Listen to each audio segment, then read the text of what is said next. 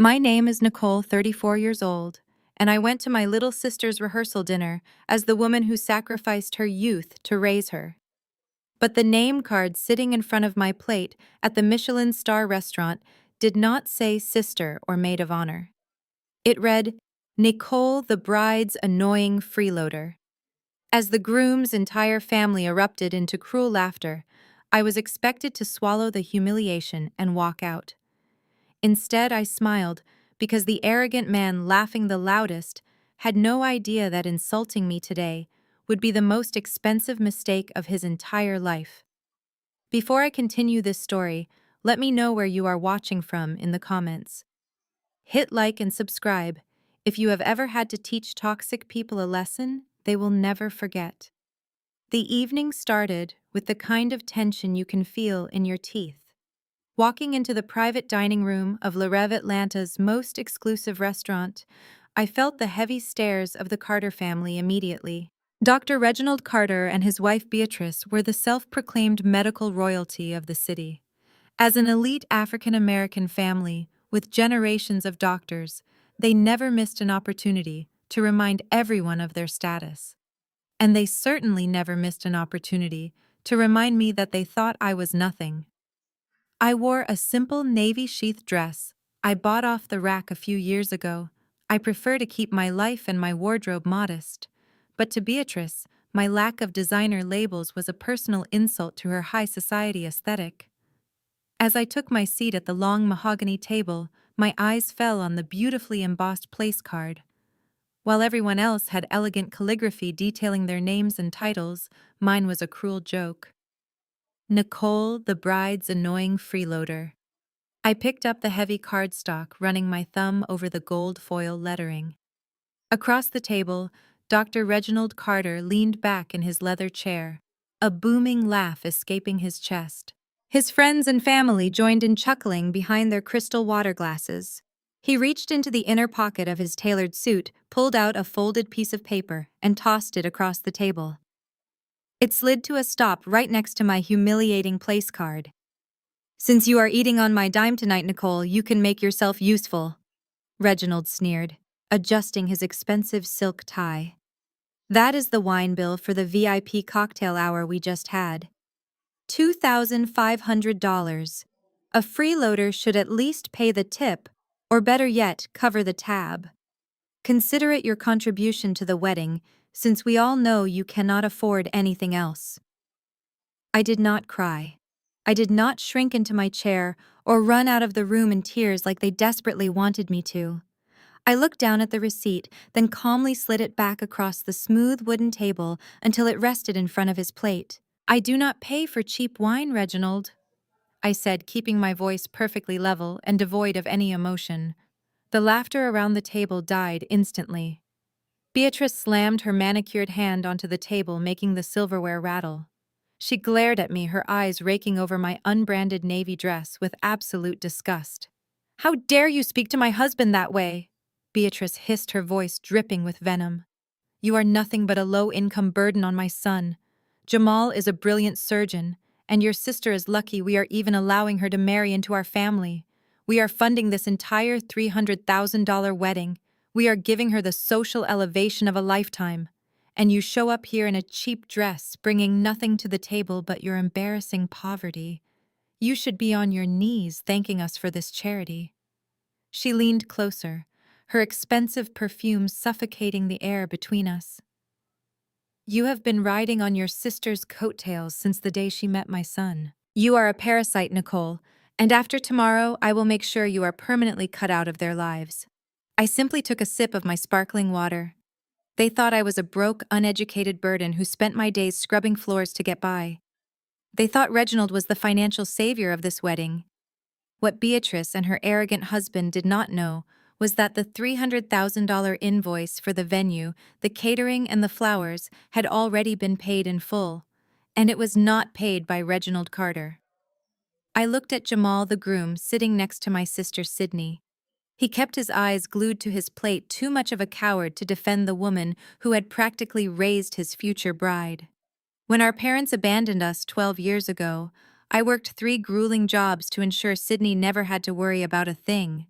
I put her through medical school so she could become the brilliant surgical resident she was today. Jamal knew my sacrifices, yet he sat in silence while his parents publicly crucified me. You really believe your money makes you untouchable, I said quietly to Beatrice, maintaining intense eye contact. She smirked, lifting her chin proudly. In this world, money is everything, darling, and you have none. I smiled back, a genuine, chilling smile. You are absolutely right, Beatrice. Money does talk, and by the time this wedding weekend is over, you will learn exactly who holds the real power in this room. I will let you enjoy your cheap wine and your pathetic illusions of grandeur for tonight. Because tomorrow, reality is going to hit you harder than you can possibly imagine. Beatrice scoffed at my warning, turning her attention back to her plate of seared scallops, as if I were nothing more than a pesky insect she had just swatted away. Reginald chuckled, shaking his head at what he clearly thought was a pathetic empty threat from a broke woman. But before I could even reach for my water glass again, the sound of crystal slamming against hardwood echoed through the private dining room. Sydney had slammed her champagne flute down with such force, I was surprised the delicate stem did not shatter in her hand. Her face, usually so calm and composed in the high-pressure environment of the hospital operating room, was flushed with pure, unfiltered rage. She stood up abruptly, her chair scraping loudly against the polished floor. She reached across the table, grabbed the humiliating place card sitting in front of me, and ripped it directly down the middle. She threw the torn pieces right onto Reginald's expensive silk tie. "Do not ever speak to my sister that way again," Sydney demanded, her voice trembling, but carrying an unmistakable authority. "She is not a freeloader. She is the only reason I am sitting at this table today." The room went dead silent. Jamal reached out to grab Sydney's arm, whispering furiously for her to sit down and stop causing a scene. But Sydney yanked her arm out of his grasp, refusing to back down. Jamal looked terrified, shrinking back into his chair, instead of standing up to support the woman he was supposed to marry in less than 24 hours. He looked at his mother with pleading eyes, silently begging her not to be angry, completely abandoning Sydney to face the lions alone. It was a pathetic display of cowardice that made my blood boil even hotter. "You all sit here and judge her for wearing an off-the-rack dress." Sydney continued, her eyes scanning the shocked faces of the Carter family guests. "You mock her because she does not flaunt wealth. But while you were buying luxury cars and vacationing in Europe, Nicole was working 14-hour shifts at a greasy diner. She scrubbed floors and waited tables until her hands bled just to keep a roof over my head after our parents abandoned us. She paid every single cent of my undergraduate tuition and my medical school expenses. I graduated with zero debt because of her sacrifices. I do not owe this family my success. I owe it entirely to my sister." The wealthy socialites and elite doctors around the table shifted uncomfortably in their seats. Beatrice's jaw tightened so hard I thought her teeth might crack. Her perfectly curated image of absolute superiority was cracking in front of her closest friends. A girl from a broken home funded by a waitress was marrying her perfect surgeon's son, and Sydney had just proudly announced it to the entire room. Beatrice hated nothing more than public embarrassment, and Sydney had just handed her a massive dose of it. Beatrice slowly stood up from her chair. She picked up her full glass of deeply pigmented red wine. She walked around the table, her heels clicking ominously against the floor, until she was standing directly next to Sydney. She feigned a polite, condescending smile. "Oh, Sydney, darling," Beatrice cooed, her voice deceptively sweet. "I understand you are feeling emotional and defensive about your humble beginnings. But in this family we carry ourselves with grace. We do not throw temper tantrums at Michelin star restaurants." And with a flick of her wrist, Beatrice tilted the crystal goblet. The dark crimson liquid cascaded through the air, splashing violently across the front of Sydney's pristine white silk rehearsal dress. The stain spread instantly, ruining the expensive garment in a matter of seconds. Gasps erupted from the guests. Sydney stood frozen in shock, looking down at the ruined silk clinging to her skin. The cruelty of the act was staggering. It was not an accident. It was a calculated strike designed to strip Sydney of her dignity and remind her exactly who held the power. The red wine dripped onto the floor, pooling like blood at her feet, while the Carter guests watched in stunned silence, too afraid of Beatrice's wrath to intervene. Beatrice did not even flinch. She leaned in close to Sydney, dropping her voice to a venomous hiss that only those of us nearby could hear. "You need to learn your place, little girl," Beatrice whispered coldly. "You might be a doctor now, but you are still just a charity case from the gutter. We are the ones funding your lavish $300,000 wedding tomorrow. We are buying you a life you could never afford on your own. So you will sit down, you will shut your mouth, and you will show some respect to the people who own you. If I want to call your sister a freeloader, you will nod and agree, because without our money, you are absolutely nothing." I immediately stepped forward, placing myself directly between my sister and Beatrice. I grabbed a crisp white linen napkin from the table and gently began dabbing at the dark red stain ruining Sydney's beautiful silk dress. "Do not ever touch my sister again," I said, my voice low, but carrying a sharp edge that made Beatrice take a half step back. Her smug expression faltered for a fraction of a second, but she quickly recovered, crossing her arms over her chest defensively. This was the precise moment Jamal should have stepped up. This was the moment a real partner would have stood between his bride and his mother, demanding respect. Instead, Jamal finally moved, but not to protect Sydney. He reached out, grabbed Sydney's forearm, and physically pulled her away from me and his mother. "What is wrong with you?" Jamal hissed at Sydney, his eyes darting nervously toward his parents and the elite hospital board members watching the scene unfold. "Why are you escalating this? My mother just had an accident with her wine and you are acting like a crazy person. You need to apologize to her right now." Sydney stared at him, her mouth opening and closing as if the air had been knocked out of her lungs. She looked down at her ruined dress, then back up at the man she was supposed to marry. "Apologize?" Sydney choked out, her voice breaking. "Jamal, she intentionally threw her wine on me. She just told me I am a charity case. She just insulted the sister who raised me." Jamal tightened his grip on her arm, completely dismissing her pain. "She is stressed out, Sydney." Jamal argued, his tone dripping with condescension. "Do you have any idea how much pressure my parents are under right now? They went into massive debt to pay for this wedding, $300,000. They are draining their savings accounts and taking out high-interest loans just to give you the luxury wedding of your dreams. They are doing something your own deadbeat family could never afford to do. And instead of showing gratitude, you are embarrassing them in front of the most important doctors in Atlanta over a spilled drink. You need to swallow your pride and fix this to save face." I stood there listening to Jamal manipulate her, using guilt to break down her confidence. He was actively gaslighting the woman he supposedly loved, all to protect his parents' fragile egos and maintain their fake wealthy image. The sheer audacity of his lie was almost laughable. Massive debt, draining their accounts. Reginald and Beatrice had not spent a single dime on this wedding. I knew exactly who was paying the event planner, the florists, and the caterers, because all the invoices were being routed directly to my corporate accounting team. I let out a sharp, mocking laugh that cut through Jamal's desperate whispering. The sound echoed in the quiet room, drawing everyone's attention back to me. I stepped closer to Jamal, completely ignoring the furious glares from the rest of the Carter table. "Massive debt, Jamal," I asked, my tone dripping with pure, unfiltered sarcasm. I tilted my head, looking him dead in the eye. "Are you absolutely sure about that? Are you sure your father is the one paying the event planner?" Jamal blinked, looking confused by my question. He glanced over his shoulder at his father, expecting Reginald to validate his claim. But Reginald did not look confident.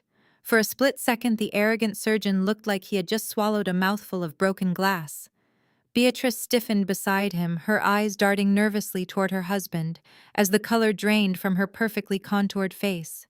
The brief moment of panic was instantly replaced by explosive rage. Dr. Reginald Carter slammed his heavy fists onto the dining table, shaking the crystal glasses and sending a silver fork clattering onto the hardwood floor. His face turned a dangerous shade of purple as he shot out of his leather chair. "Shut your mouth right now!" Reginald roared, his booming voice echoing off the expensive wallpaper of the private dining room. "I will not sit here and allow a broke, uneducated waitress to disrespect my family in a restaurant she has no business being inside." He stormed around the table, pointing a thick, accusatory finger right at my face. His chest heaved with manufactured indignation as he tried to regain control of the narrative. "I am the one writing the checks for this weekend," Reginald bellowed loud enough for the staff waiting in the hallway to hear. "I am the one allowing you to eat this food and breathe this air. You have pushed my patience to the absolute limit tonight. You will close your mouth, turn around, and walk out of that door right this second, or I swear to God, I will have the restaurant security drag you out onto the street where you belong." I stood my ground, entirely unfazed by his loud tantrum. Reginald thought his anger would intimidate me, but his empty threats only confirmed the pathetic truth he was hiding. Reginald snapped his fingers violently in the air, the sharp cracking sound cutting through the heavy tension in the private dining room. He waved his hand frantically toward the heavy mahogany doors, his face flushed with indignation. "Manager!" He bellowed, his loud voice echoing aggressively against the crystal chandeliers overhead. "Get the general manager in here right this second." He turned his glare back to me, adjusting his expensive suit jacket with a look of absolute disgust. "You are about to learn what happens when you disrespect people of our caliber, Nicole. I have spent thousands of dollars at this establishment over the years. They know exactly who I am. You will be dragged out of here kicking and screaming, and I will make sure you are permanently banned from ever stepping foot inside again." Within seconds, the heavy mahogany doors pushed open. The general manager of Le Rêve, an impeccably dressed man in a tailored tuxedo, walked into the room. He exuded a quiet, terrifying authority. Two massive security guards dressed in dark, tailored suits followed closely behind him, their expressions completely blank and unreadable. Beatrice smiled smugly, crossing her arms over her chest as she anticipated my public humiliation. She actually leaned closer to Jamal, whispering about how satisfying it would be to watch me get thrown out onto the rainy street like common trash. Reginald immediately pointed a manicured finger directly at my face. Finally, Reginald barked, stepping into the manager's path to assert his dominance. "I need this woman removed from the premises immediately. She is harassing my family, causing a massive disturbance and trespassing on a private VIP event that I am personally paying for. Have your security team escort her out the back door right now so she does not upset the rest of our elite guests. And bring me the check. I want her gone before dessert is served." The manager did not even blink at Reginald's loud demands. He did not nod, he did not apologize, and he did not acknowledge the arrogant doctor's commands in any way whatsoever. Instead, the manager walked right past Reginald, completely ignoring the man who claimed to be the most important person in the building. The manager stopped directly beside my chair. He clasped his hands behind his back and offered me a deep, highly respectful bow. "Ms. Nicole," the manager said, his tone incredibly polite and deferential, a stark contrast to the cold way he ignored Reginald. "Is everything all right here tonight? Do you require any assistance with these guests? We heard a commotion from the hallway and wanted to ensure your evening was proceeding to your exact specifications. Should I have my security team clear the room for you?" The collective gasp from the Carter family was deafening. Beatrice physically stumbled backward, her hand flying to her diamond necklace in absolute shock. Reginald stood completely frozen, his arm still suspended in the air, pointing at me, his mouth hanging open like a fish out of water. Jamal stared at the manager with wide, terrified eyes, his jaw practically hitting the floor. The wealthy hospital board members seated at the far end of the table began whispering frantically among themselves. I took a calm breath, looking up at the manager with a polite smile. I gave my head a subtle shake. "Thank you for your concern," I replied smoothly, making sure my voice carried across the dead silent room. Everything is under control for now. These guests were just getting a little too passionate about the wedding finances. We will not be needing security just yet. You can ask your team to stand down. Of course, Ms. Nicole, the manager said without a second of hesitation. He turned to the two large security guards and gave a sharp, authoritative nod. The guards immediately stepped back, exiting the room and quietly closing the heavy mahogany doors behind them. The manager bowed to me one last time, turned on his heel, and walked out without ever casting a single glance in Reginald's direction. For a full 10 seconds, the room was completely silent. The sheer humiliation of being blatantly ignored by the service staff broke whatever was left of Reginald's fragile ego. His face morphed from a dangerous shade of purple to a pale, sickly white. He looked at the closed doors, then down at me, his eyes bulging with absolute unhinged fury. "What kind of sick game are you playing here?" Reginald spat, his voice trembling with unrestrained anger. "How do you know the general manager of this restaurant? Why is he treating you like you own the place while disrespecting me?" Beatrice stepped forward, her perfectly contoured face twisted in absolute disgust. "It is obvious," Reginald Beatrice hissed, glaring at me like I was something foul she had stepped on. "Look at her, a broke waitress from a trashy family. She is clearly sleeping with the restaurant staff to get special treatment. That is exactly how women like her survive in this city. They trade disgusting favors with managers to get free meals and act like they belong in high society. It is absolutely pathetic and shameful." Sydney gasped, taking a fiercely protective step toward me. "Are you out of your minds?" she yelled at Jamal's parents, completely ignoring her ruined silk dress. "Listen to yourselves. You are accusing my sister of sleeping with the staff just because they treated her with basic human respect." Jamal weakly pulled at Sydney's arm again. "Sydney, please," Jamal muttered, looking completely defeated. "Just let it go. Do not make my parents more upset." I simply picked up my clutch, savoring their toxic confusion, knowing my secret ownership of this building would destroy them soon enough. The rest of the rehearsal dinner passed in an agonizing, icy silence. The lavish 5-course meal that Reginald had bragged about tasted like ash to everyone at the table. Waiters moved around us like ghosts, silently clearing plates and refilling water glasses, deliberately avoiding eye contact with the Carter family. Reginald sat rigidly in his chair, his face a stony mask of suppressed rage, occasionally glaring daggers at me. He was completely stripped of his perceived authority in front of his wealthy colleagues, and he had no idea how it had happened. Jamal spent the remainder of the evening staring at his lap. He did not say another word to Sydney. He did not try to apologize or offer her a napkin for her ruined silk dress. He just sat there, a perfect picture of the cowardly boy he truly was. Sydney, however, sat tall. She did not cry and she did not try to cover the massive red wine stain blooming across her chest. She wore it like a badge of honor, a glaring visual reminder of the horrific family she was about to marry into. When the painfully awkward dessert course finally ended, the guests practically sprinted out of the private dining room. No one lingered to offer congratulations. They just wanted to escape the suffocating tension. I walked out of the restaurant alongside Sydney, keeping a protective hand on her back.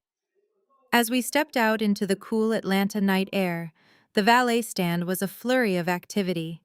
The elite hospital board members were rushing to get their luxury imported vehicles. Reginald and Beatrice stood under the bright awning, aggressively demanding the valet bring their leased Mercedes immediately. They wanted to make a grand exit, clinging desperately to whatever shred of superiority they had left. I gave Sydney a tight hug by the entrance, promising I would see her first thing in the morning at the bridal suite. She gave me a weary nod and climbed into a rideshare vehicle, refusing to ride back to the hotel with Jamal. I turned and began walking across the sprawling parking lot toward my car. I drove an 8-year-old sedan. It was reliable, paid off, and completely unremarkable. I had no desire to flaunt my wealth with flashy sports cars. As I approached my vehicle, I heard the sharp clicking of Beatrice's designer heels rapidly closing the distance behind me. I turned around just as she marched up to me, her face twisted in an ugly sneer. Her expensive perfume hung heavy in the damp night air. "You think you won something tonight?" Beatrice hissed, pointing a manicured finger at my chest. "You think because some lowly restaurant manager showed you a little respect that you are suddenly on our level. You are delusional, Nicole." I leaned against the door of my old sedan, crossing my arms and looking at her with absolute boredom. "Are you really following me into a parking lot, Beatrice?" I asked calmly. "Do you not have a leased Mercedes to aggressively wait for?" Her eyes flashed with fury, but she quickly masked it with a cold, hateful smile.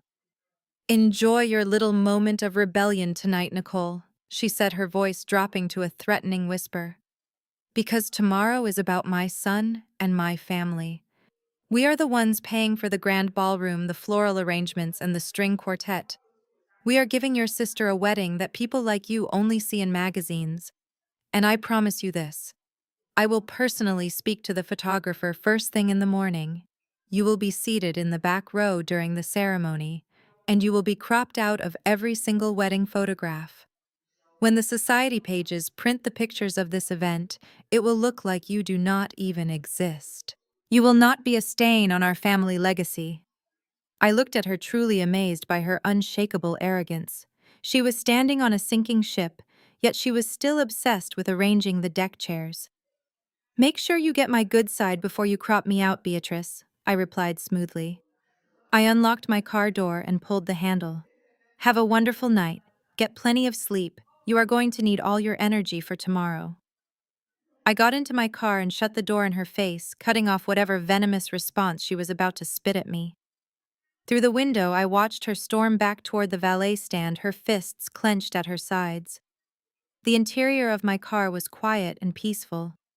I took a deep breath, letting the tension of the evening slowly leave my body. Then I reached into my purse and pulled out my phone. I opened my messages and tapped on the contact name for my lead corporate attorney. The Carter family thought tomorrow was going to be their crowning social achievement. They thought they could humiliate my sister and me and simply sweep us under the rug. It was time to show them what real power looked like. I typed out a message to my lawyer, my fingers flying across the glowing screen. "Prepare the commercial eviction notice for the Carter Premium Surgery Center. I want the documents finalized and ready to be served by 7 p.m. tomorrow. Do not offer any extensions."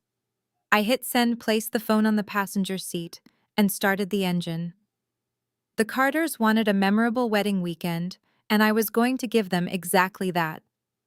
The morning sun broke through the heavy rain clouds, casting a harsh, bright light over the sprawling country estate, where the wedding was being held. I arrived at the bridal suite precisely at 7 o'clock, feeling a quiet sense of cold anticipation. The commercial eviction notice for the Carter Premium Surgery Center was already drafted by my legal team and waiting for my final approval. But right now, my only priority was making sure Sydney survived the absolute nightmare of this day. I pushed open the heavy oak doors of the bridal suite, expecting to find a chaotic flurry of makeup artists, hairstylists, and wedding planners rushing around. Instead, the massive room was eerily quiet. The scent of expensive white roses and strong hairspray hung heavy in the air. Sydney was nowhere to be seen, presumably taking a shower in the master bathroom to prepare for the long morning ahead. But sitting on a plush velvet sofa right in the center of the room was Beatrice. She wore a lavish silk robe trimmed in expensive ostrich feathers, holding a crystal flute of sparkling champagne. She looked up when I entered, her lips curling into a deeply satisfied, malicious smirk. "Good morning, Nicole," she practically purred, taking a slow, deliberate sip of her drink. "You are just in time to get dressed." I ignored her entirely and walked straight toward the rolling garment rack where our dresses had been carefully hung the night before. Sydney's breathtaking white gown was safely sealed in its protective plastic bag, hanging untouched. Next to it was my custom navy blue bridesmaid dress. But as I drew closer, I realized something was horribly wrong. The garment bag had been unzipped, and the fabric spilling out of it looked completely mangled. I reached out and pulled the plastic aside. My dress was completely destroyed. Someone had taken a pair of sharp fabric scissors and slashed the beautiful gown to ribbons. The fitted bodice was cut straight down the middle, and the flowing chiffon skirt was shredded into uneven, jagged strips that pooled sadly on the floor.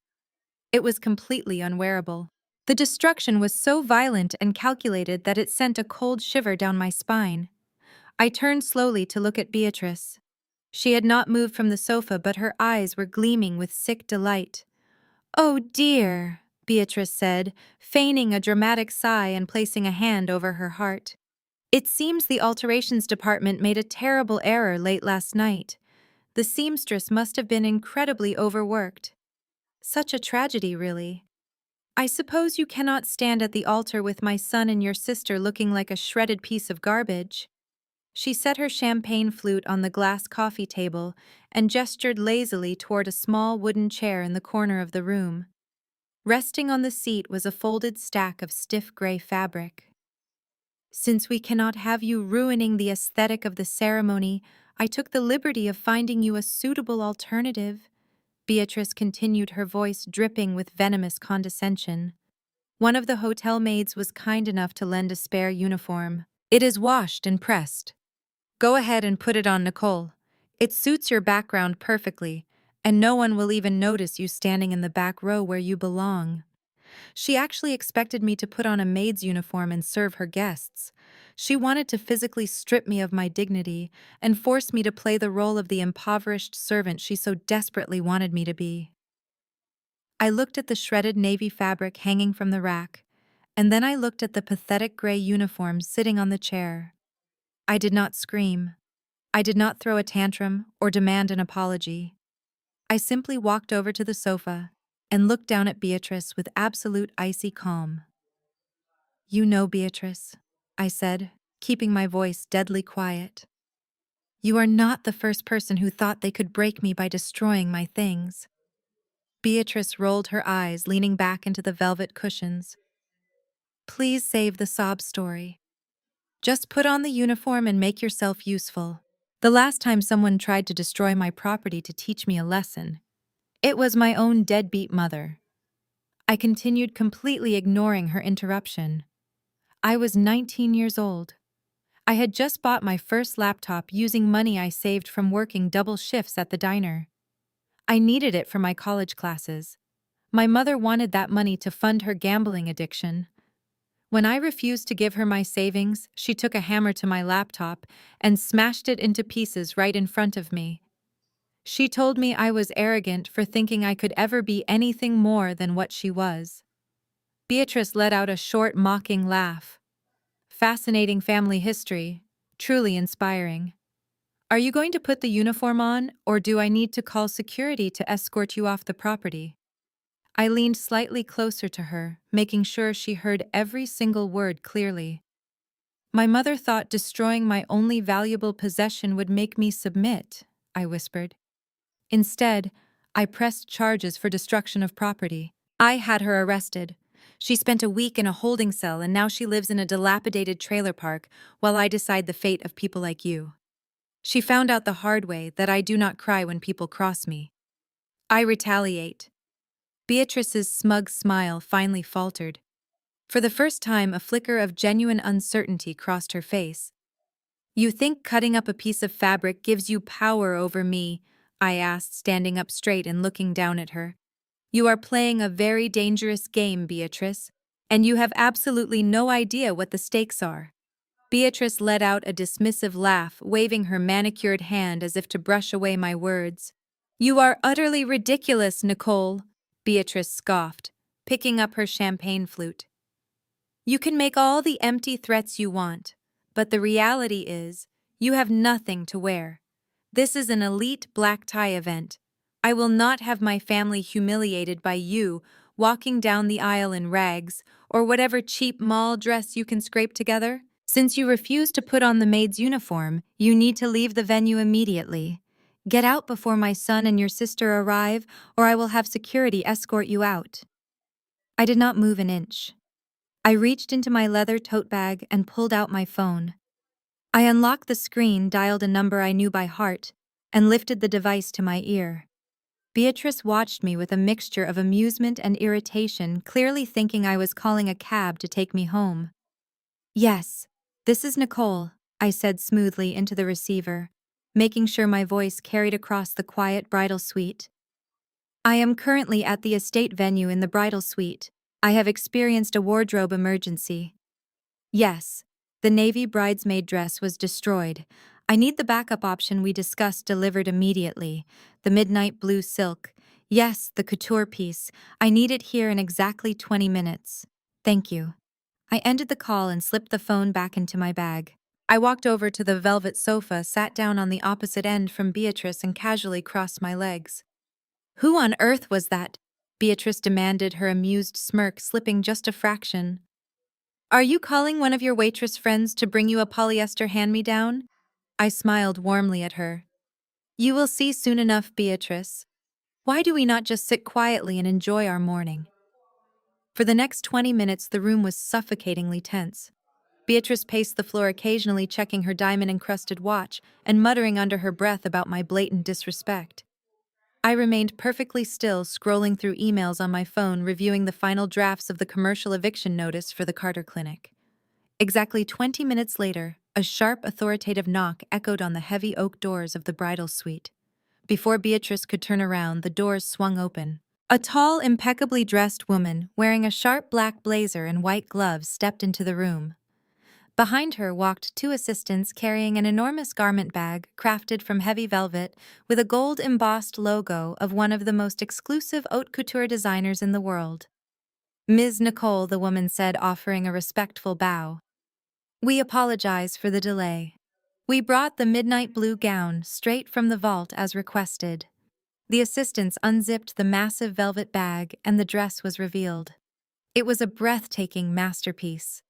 The gown was constructed from yards of midnight blue silk organza hand, embroidered with thousands of tiny Swarovski crystals that caught the morning light and scattered brilliant reflections across the room.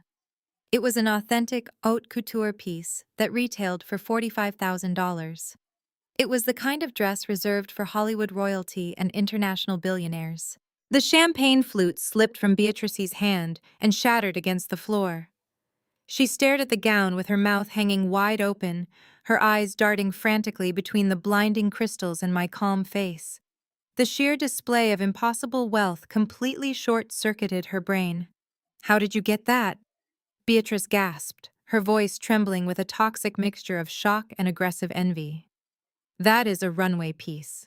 That designer requires a personal invitation just to enter their showroom. You cannot possibly afford that." I stood up and walked toward the gown, gently running my hand over the exquisite silk.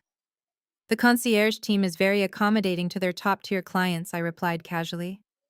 Beatrice shook her head violently, her face flushing with furious denial.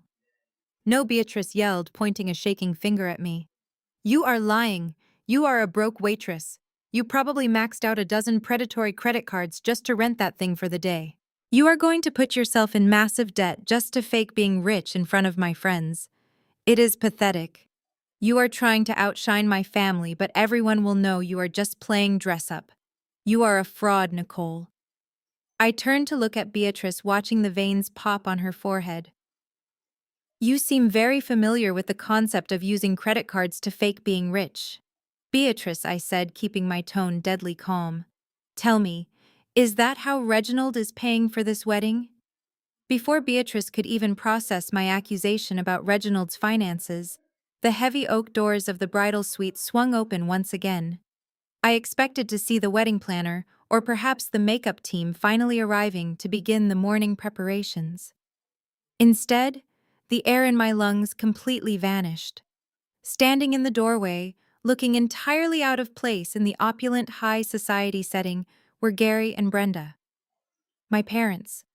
It had been exactly 12 years since I last saw their faces, 12 years since they packed their bags in the middle of the night, leaving a foreclosed house, a stack of unpaid utility bills, and a terrified 14-year-old Sydney crying in her dark bedroom. They looked older and entirely worn down by years of bad choices, but they carried the exact same sleazy arrogance they always had. Gary was wearing an ill-fitting rented tuxedo that bunched awkwardly at the shoulders, and Brenda had on a garish sequined dress that looked like it belonged in a cheap roadside casino rather than a daytime estate wedding. Beatrice immediately regained her smug composure, her lips curling into a deeply triumphant smile. "Ah, finally," Beatrice announced, clapping her hands together in mock delight. "The real family has arrived. I must say it is so wonderful to see a mother and father ready to support their beautiful daughter on her special day."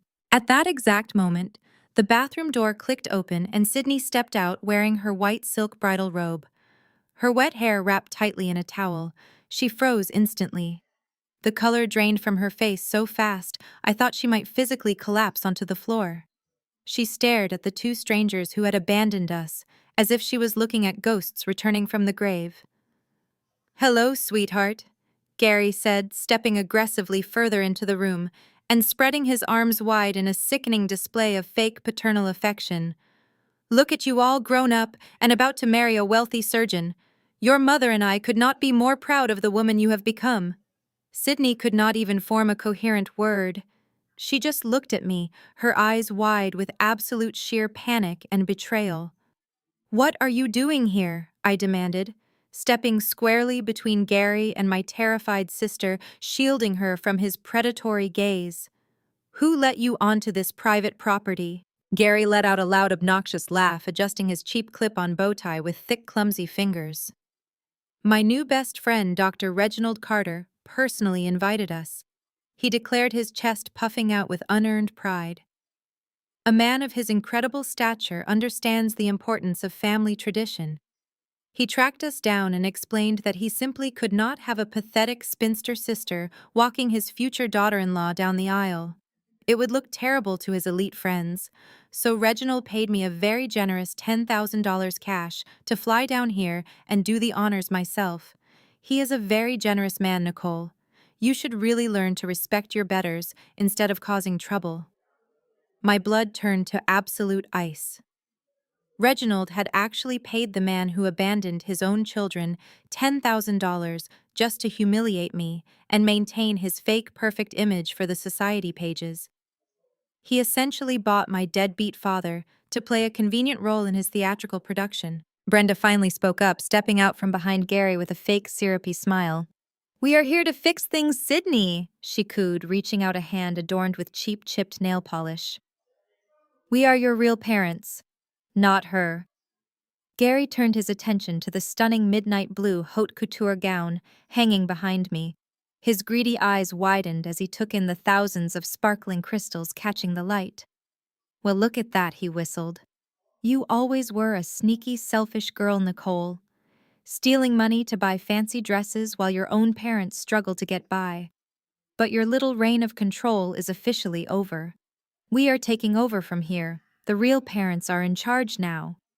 He took a heavy step toward me, his face hardening into the familiar cruel expression I remembered so vividly from my miserable childhood. "You are dismissed," Gary sneered. "Take your stolen dress and get out of here. You are ruining the family picture and we have a very important high-class wedding to attend." When I did not immediately submit and move toward the door, Gary lost his temper. He lunged forward and shoved his heavy hand hard against my shoulder, trying to physically push me out of the way. "Move it right now, you ungrateful brat," he barked. "Do not touch her." Sydney screamed, her voice cracking with raw, violent emotion. She launched herself forward, pushing Gary's arm away from me with surprising strength. "Get away from my sister right now." Gary stumbled back, feigning shock. "Now, Sydney, is that any way to speak to the man who gave you life on your wedding day? You did not give me a life!" Sydney yelled, her entire body shaking with uncontrollable rage. "You left me to starve. Nicole is the only parent I have ever had. Get out of my room. Both of you get out right now before I call the police." Beatrice let out a dramatic, heavy sigh, shaking her head in utter disappointment. "Oh, Sydney, darling, please calm down. You are making a terrible, embarrassing scene. Reginald went through a lot of trouble and expense to reunite your broken family. You should be thanking us for fixing your messy background instead of yelling at your own father." Before I could even respond to Beatrice's ridiculous statement, the heavy oak doors of the bridal suite pushed open yet again.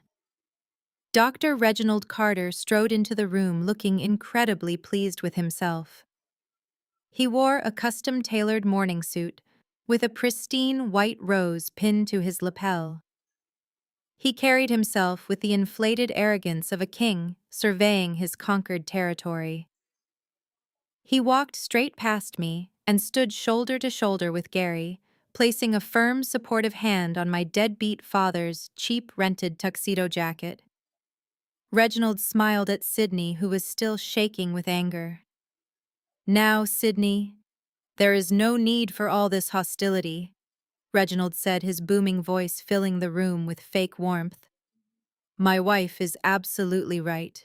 We went through a great deal of trouble to locate your parents. A wedding of this magnitude, a Carter family wedding, requires a proper image. Real families have a mother and a father standing proudly by their daughter. We simply could not allow you to walk down the aisle accompanied by your spinster sister. It would send the wrong message to our elite guests. It would make you look like a tragic charity case, and we cannot have that reflecting poorly on Jamal's flawless reputation."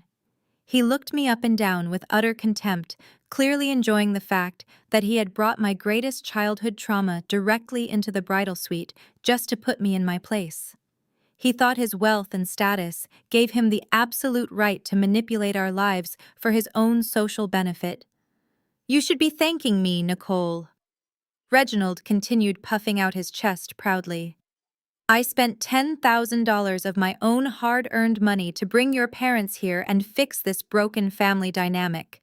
I am giving your sister the gift of a traditional, respectable background, something you could never provide no matter how many diner floors you scrubbed. Now I suggest you stop being so selfish. Put on whatever rags you brought, stand in the back row, and let the real adults handle this beautiful celebration." Sydney gripped the edges of her silk robe, her knuckles turning completely white. "You are a monster," she whispered, staring at Reginald with pure, unadulterated hatred. "You brought the people who starved me into my bridal suite just for a photo opportunity. You do not care about family at all." I stepped forward, placing a gentle hand on Sydney's shoulder to calm her. I looked directly into Reginald's smug, arrogant face. $10,000 is a lot of money to spend on a fake family, Reginald," I said, keeping my voice dangerously low and steady. "Tell me, where exactly did you get that cash?" Reginald scoffed, waving his hand dismissively, as if I had just asked the most foolish question in the world. "I am a highly successful surgeon, you insolent girl. $10,000 is absolute pocket change to a man of my stature. I paid for this entire $300,000 wedding without even batting an eye. I am the sole financial provider for this entire weekend." I slowly reached into my leather tote bag and pulled out my phone. I tapped the screen, opening a specific audio file that my corporate security team had intercepted and forwarded to me earlier that morning. "You see, Reginald," I replied calmly, "when you claim to be the sole financial provider for a massive event at a luxury estate, you should make sure you actually pay the vendors. Or at the very least, you should not leave desperate voicemails on the wedding planner's answering machine at 2 in the morning." Reginald's smug smile vanished instantly. His face went entirely slack. Beatrice frowned, looking nervously between her husband and the phone in my hand. "What are you talking about?" Beatrice demanded, her voice trembling slightly. I turned the volume on my phone all the way up and pressed play. The audio filled the dead-silent bridal suite. It was Reginald's voice, but the arrogant, booming tone was completely gone. Instead, he sounded panicked, breathless, and utterly pathetic. "Marcus, please, you have to give me an extension." The recorded voice of Reginald begged, echoing off the high ceilings of the room. "I just need 30 more days. My credit cards are completely maxed out. I have zero liquidity left. I cannot even afford the catering deposit for my son's wedding this weekend. If my elite friends find out I am broke, my clinic will be ruined. Please, I just need $10,000 in cash today to pay off the bride's trashy parents so they will show up and make us look good. I will pay you back with 20% interest, I swear it. Just wire the funds before the bank cuts me off completely." I paused the audio, letting the heavy silence slam into the room like a physical weight. Gary and Brenda stared at Reginald, their greedy eyes suddenly widening with sudden realization. The wealthy doctor who had promised them a massive payday was entirely broke. He had borrowed money from a predatory high-interest loan shark just to pay Gary off. Reginald looked like he was going to vomit right there on the expensive carpet. His face turned a sickly shade of gray, and he took a shaky step backward. Beatrice brought a trembling hand to her mouth, staring at her husband in absolute horror as her perfect high society illusion shattered into a million pieces. "You have not paid a single cent toward this wedding, Reginald," I said, my voice slicing through the heavy air like a razor blade. "You are drowning in massive debt. You are a complete fraud. And you have the absolute audacity to stand in this room and call me a charity case." The sheer weight of his exposed secret finally snapped whatever fragile thread of sanity Reginald had left. His face contorted into an ugly mask of pure desperation and rage. He let out a primal, furious yell and lunged directly across the bridal suite toward me. His heavy hands violently grabbed at the air as he tried to snatch the phone right out of my grip. I stepped back quickly, pivoting on my heel, so his grasping fingers caught nothing but empty space. Reginald stumbled forward, his expensive leather shoes slipping awkwardly on the thick hotel carpet before he caught his balance. "Give me that phone right now, you psychotic thief!" Reginald screamed, his chest heaving as he pointed a shaking finger at my face. "You hacked my private communications. That is a federal crime. I am going to have you thrown in a federal prison for illegal wiretapping. You cannot play a recording of my private business dealings. It is entirely illegal, and I will sue you for every miserable penny you have ever made." I slipped the phone safely back into my leather tote bag, keeping my eyes locked on his flushed, panicked face. "You really are out of your depth, Reginald," I replied, my voice echoing calmly in the tense room. "I did not hack anything. You left that pathetic voicemail on the official answering machine of the luxury event planning firm coordinating this wedding. When you leave a voicemail on a corporate line, the company owns that recording. And since my corporate team works extremely closely with that particular firm, they were more than happy to forward the audio of a deadbeat client trying to defraud them.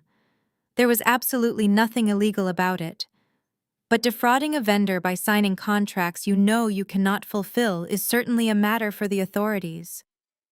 Beatrice let out a sharp, terrified sob, pressing her hands against her temples. "Reginald, tell me this is a lie," Beatrice pleaded, her voice cracking under the weight of her crumbling reality. "Tell me you did not borrow money from a loan shark. Tell me we are not bankrupt. What about my country club dues? What about the lease on the new Mercedes?" "Shut up, Beatrice," Reginald snapped viciously, turning his rage toward his own wife. "Not now. I am handling this." But he was not handling anything. The power dynamic in the room had violently shifted.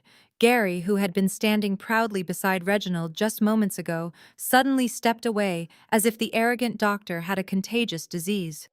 Gary's greedy eyes darted around the room before settling back on Reginald with a look of absolute disgust.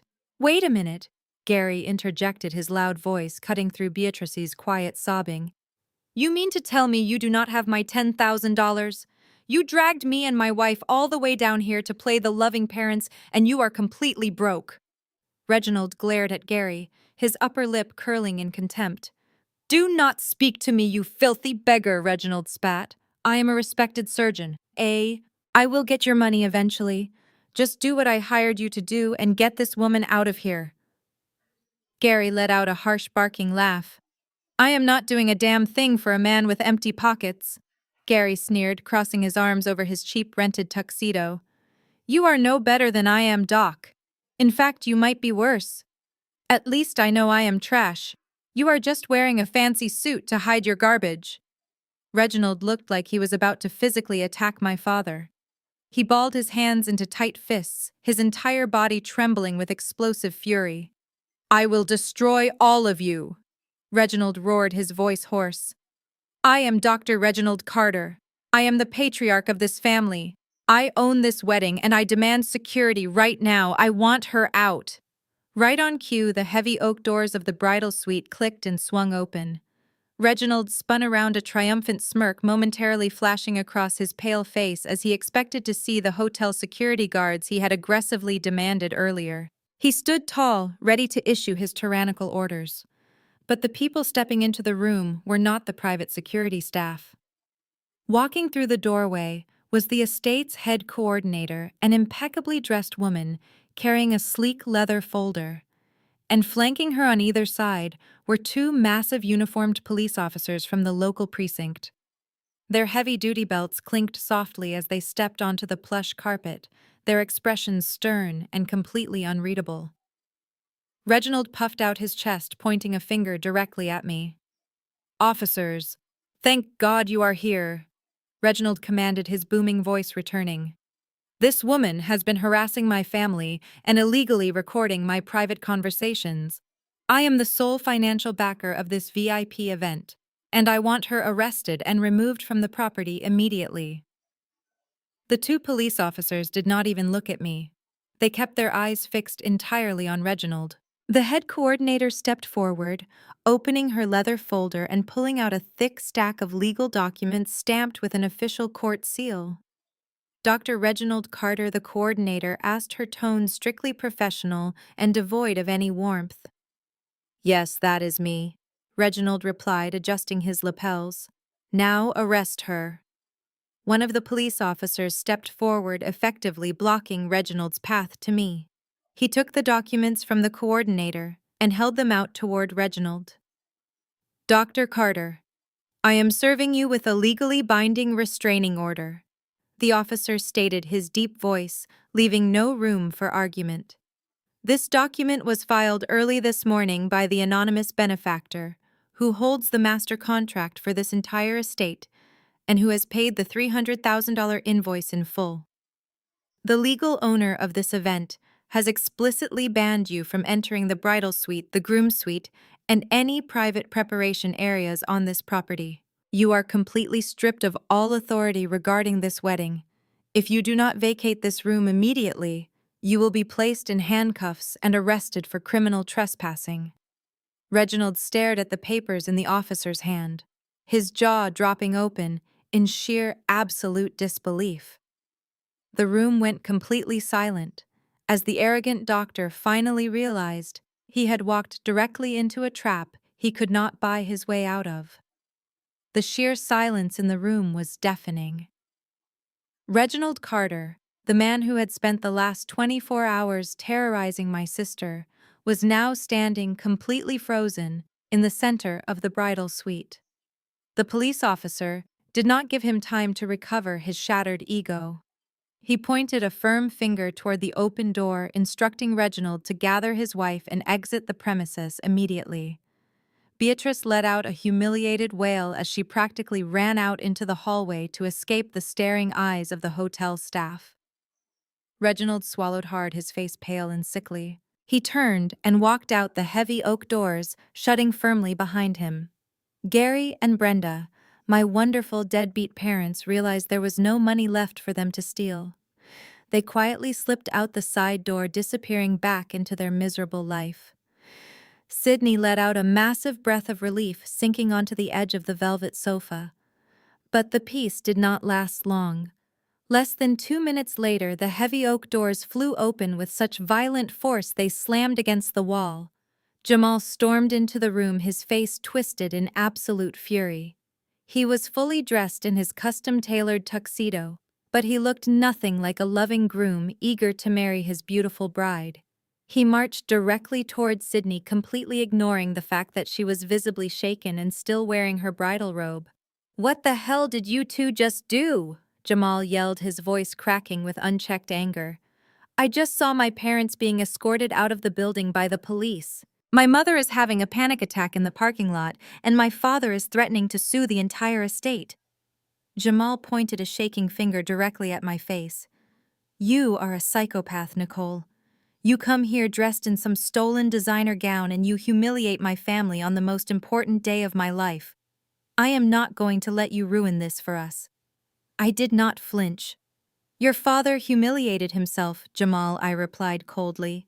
"He forged contracts and lied about paying for this venue. He brought our deadbeat parents here to emotionally abuse Sydney. He got exactly what he deserved. Jamal aggressively waved his hand, completely dismissing everything I just said. I do not care about any of that, Jamal snapped. He turned his furious glare back to Sydney, looming over her in a pathetic attempt at intimidation. I am giving you a choice right now, Sydney. You either tell your crazy sister to pack her bags and leave this property immediately, or there is no wedding. I will not stand at that altar if she is in the room. You have exactly 2 minutes to decide. Kick her out, or I am calling the whole thing off and telling all 300 of our guests that you are a toxic, manipulative liar who drove my family away. Sydney stood up, her eyes wide with disbelief. You are giving me an ultimatum, she asked, her voice trembling. Jamal, your parents have done nothing but treat us like garbage since we arrived. Your mother threw wine on me. Your father hired the people who abandoned me. And you are defending them. Jamal sneered, crossing his arms over his chest. I am defending the people who are actually trying to give you a decent life. Jamal fired back, his voice dripping with venomous condescension. Do you have any idea what my family is doing for you today? We are giving you a massive social elevation. You are an orphan from a broken home with zero connections. By marrying me, you are stepping into a world you could never access on your own. My parents are elite surgeons. We have generational wealth and status. You should be down on your knees thanking us for allowing you into our circle. Instead, you let your broke waitress sister orchestrate this embarrassment just because she is jealous of my family. Sydney stared at him as if she was looking at a complete stranger. The man she thought she loved was standing right in front of her, parroting the exact same toxic garbage his mother spewed. You really think I owe you? Sydney whispered, her voice barely audible. You really think I am lucky to have you? Jamal scoffed, adjusting his tuxedo jacket with arrogant finality. I think you need to look at the reality of your situation, Sydney. Without my last name, you are just another struggling resident with a pathetic background. Now make your choice. Send her away right now, or I am walking out that door, and you can explain to everyone why you ruined your own wedding. I am entirely serious about this final decision right now today. Before Jamal could reinforce his toxic ultimatum, a loud commotion echoed from the hallway outside the bridal suite. A flustered hotel security guard shouted a warning, but it was too late. Beatrice shoved her way past the heavy oak doors and burst back into the room. She was completely out of breath, her perfectly styled hair now a disheveled mess. She had clearly slipped away from the police escort, driven back by pure unhinged desperation. She completely ignored the fact that she was actively violating a legal order by stepping foot back inside. Do not think for 1 second that you have won! Beatrice shrieked, her voice cracking as she marched aggressively toward Sydney. You think because your sister played a dirty trick with the venue contract that you hold the power here. You are absolutely delusional. Beatrice reached frantically into her oversized designer handbag and pulled out a thick stack of legal documents. She did not hand them over politely. She reared back and threw the heavy stack of papers directly at Sydney. The heavy packet hit Sydney hard in the chest before scattering across the plush hotel carpet. Sign it, Beatrice demanded, her chest heaving as she pointed a manicured finger at the fallen papers. Sign that prenuptial agreement right this second, or my son walks away. We know exactly what you are doing. You orchestrated this drama to distract us, so you could lock down Jamal without a contract. You are nothing but a gold digger from a broken home, but I will not let some ghetto orphan steal a single dime of my son's future surgeon salary. Jamal did not tell his mother to stop or ask why she risked arrest by returning. Instead, he crossed his arms and nodded in agreement. My mother is right, Jamal said, his tone cold and clinical. If you really love me and not my family name, you will sign the agreement right now to prove it. Sydney slowly crouched down and picked up the scattered pages.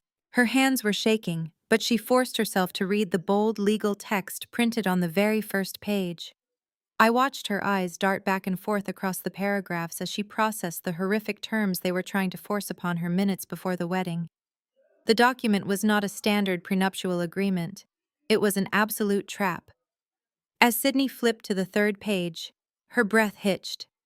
This says I waive all rights to marital support, even if I sacrifice my career to raise children. Sydney read aloud, her voice barely a whisper. It says any property purchased during the marriage remains the sole property of the primary earner. That is standard protection, Beatrice snapped, crossing her arms defensively. Jamal is going to be a top-tier surgeon. We are not letting you drain his bank accounts if you decide to get lazy and file for divorce in 5 years. But Sydney was not looking at the financial division clause anymore. Her eyes had locked onto a highly specific paragraph buried near the back of the contract. She looked up at Jamal, her expression shifting from shock to profound disgust. There is an infidelity clause in here, Sydney said, holding the paper up. But it only applies to me. If you cheat on me, the contract states that I still leave the marriage with absolutely nothing. Why would your lawyers specifically write a clause protecting you if you decide to have an affair, Jamal? Jamal shifted his weight, avoiding her direct gaze. It is just standard legal jargon, he muttered, looking at the floor. My lawyers just wanted to cover all potential liabilities. It does not mean anything. Just sign the paper so we can get past this nightmare and get married. Sydney hesitated. For a moment, the terrified little girl who had grown up with nothing flashed across her eyes. She had worked so hard to build a respectable life to escape the poverty our parents left us in. She had convinced herself that marrying into the Carter family was the ultimate symbol of her success. But looking at the cold, hard legal document in her hands, she finally realized the horrifying truth. They did not view her as a human being or partner. They viewed her as a liability that needed to be legally managed and controlled. They wanted to strip her of her rights, lock her into a toxic dynamic, and ensure she could never fight back if Jamal mistreated her. Signing that paper meant entering a prison worse than the childhood we escaped. She looked at the pen Beatrice shoved toward her, then back at the contract. The man standing right in front of her was not her savior. He was preparing to destroy her. I reached out and gently took the heavy gold pen right out of Sydney's trembling fingers. Without breaking eye contact with Jamal, I tossed the pen over my shoulder. It clattered loudly against the hardwood floor, rolling under the velvet sofa. Then I grabbed the thick stack of legal documents from Sydney's lap and tore them straight down the middle. Beatrice let out a high-pitched shriek as the ripped pages fluttered to the floor. "Are you completely insane?" Beatrice yelled, grabbing the sides of her head. "That is a legally binding document drafted by the top family law attorneys in Atlanta. Do you have any idea how much money we spent to have that drawn up?" "It is garbage," I replied, stepping firmly between my sister and the two monsters trying to trap her. "And Sydney will not be signing a single page of it today or ever." Jamal took a threatening step forward, his face contorted into an ugly defensive sneer. "Who do you think you are, Nicole?" Jamal spat, his voice laced with absolute venom. "You are nothing but a jealous, bitter woman. You have spent your entire pathetic life working useless dead-end jobs making minimum wage. You have no career, no status, and no future. You are intentionally sabotaging Sydney's only chance at a real life because you know you will never have a fraction of the success I have achieved. I am a top-tier surgeon. I save lives. I make more money in a single month than you will see in an entire decade. My wealth is exactly why this contract is necessary to protect my assets from greedy parasites like you. You are just mad because nobody will ever want to marry a broke loser with zero prospects." I let him finish his arrogant little speech. I let him puff out his chest and play the role of the wealthy, successful doctor one last time. I absorbed every single insult without a single flinch because I knew what I was holding in my bag. Then I reached into my leather tote bag and pulled out a thick, heavy manila envelope. I walked over to the large glass vanity table in the corner of the room and dropped the envelope right in the center. The heavy thud echoed in the tense silence of the bridal suite. "If you are so incredibly wealthy and successful," Jamal, I said, my voice dangerously calm, "I want you to open this envelope. I want you to explain to your mother and your bride exactly what is inside." Jamal scoffed, rolling his eyes, but his gaze darted nervously toward the unmarked envelope. I am not playing your stupid games, Nicole, he muttered, taking a slight step back. I do not have to prove my bank accounts to a waitress. Fine, I said. I will explain it for everyone in the room. I opened the metal clasp and pulled out a thick stack of financial documents, spreading them aggressively across the glass vanity for everyone to see. There were bank statements, wire transfer receipts, and highly classified internal audit reports from the exact hospital where Jamal currently worked. Let us talk about your massive surgeon salary, Jamal, I announced, tapping my finger sharply on the first highlighted document. Because according to these official bank records, you are completely broke. In fact, you are drowning in hundreds of thousands of dollars of debt. You have maxed out multiple high-interest credit cards to pay for your expensive tailored suits, your luxury car leases, and the lavish lifestyle you use to pretend you are a success. You are living exactly like your bankrupt father. Beatrice stepped forward, her eyes narrowing as she tried to read the tiny print on the documents. That is impossible, Beatrice argued, though her voice lacked its usual arrogant bite. My son is the youngest attending surgeon at his hospital. He receives massive research grants from national foundations. I looked directly at Beatrice, a cold smile forming on my lips. You are absolutely right, Beatrice. He does receive massive research grants, but he is not using them for medical research. I turned my attention back to Jamal, who had suddenly gone entirely pale. His confident posture completely collapsed, his shoulders slumping as he stared at the papers. He looked like he might actually pass out. You are not a brilliant doctor, Jamal, I stated, my voice slicing through the room like a scalpel. You are a thief. For the past 18 months, you have been systematically embezzling funds from the hospital's pediatric research department. You have been funneling hundreds of thousands of dollars of grant money into offshore shell accounts to pay off your personal debts and fund your flashy lifestyle. You stole money meant for sick children so you could buy designer watches and impress people at the country club. Sydney gasped, bringing both hands up to cover her mouth as she stared at the undeniable proof scattered across the vanity. The man she was supposed to marry in less than an hour was not just arrogant and cruel. He was a criminal hiding behind a white coat. Jamal shook his head violently, his eyes darting frantically between me and Sydney. No, Jamal stammered, his voice pitching high with sudden terror. That is not true. Those documents are forged. She printed them off the internet. Sydney, you cannot believe her. But the detailed hospital letterheads, the official routing numbers, and the precise transaction dates told a completely different story.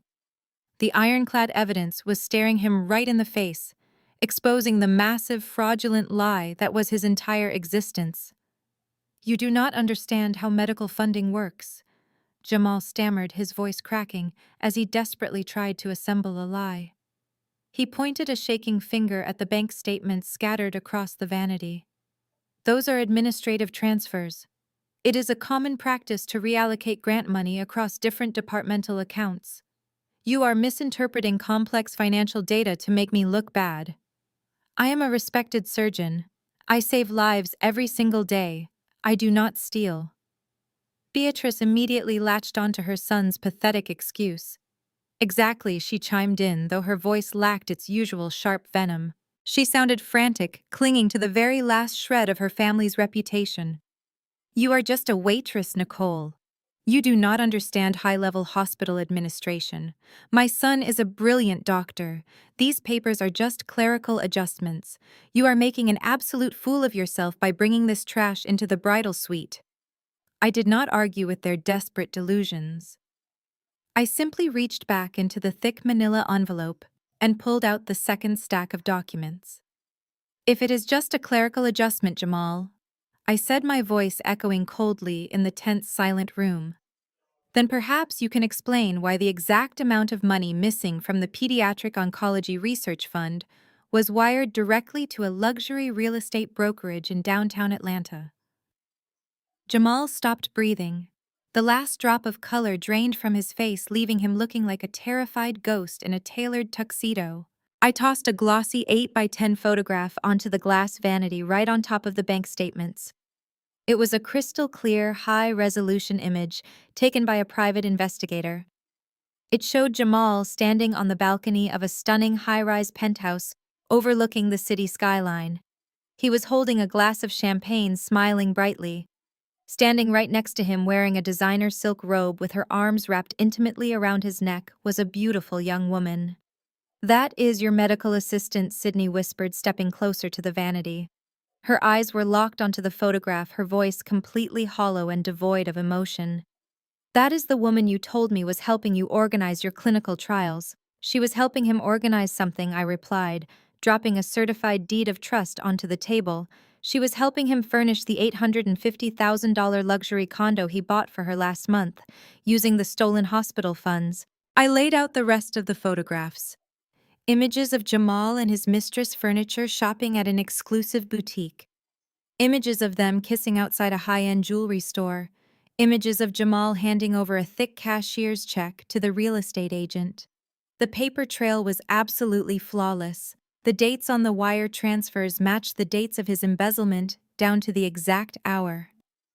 "You told me you were working late at the hospital," Sydney said, her body shaking violently as the reality of his double life crashed down on her. "You told me you were exhausted from saving patients. You made me feel guilty for asking for your time.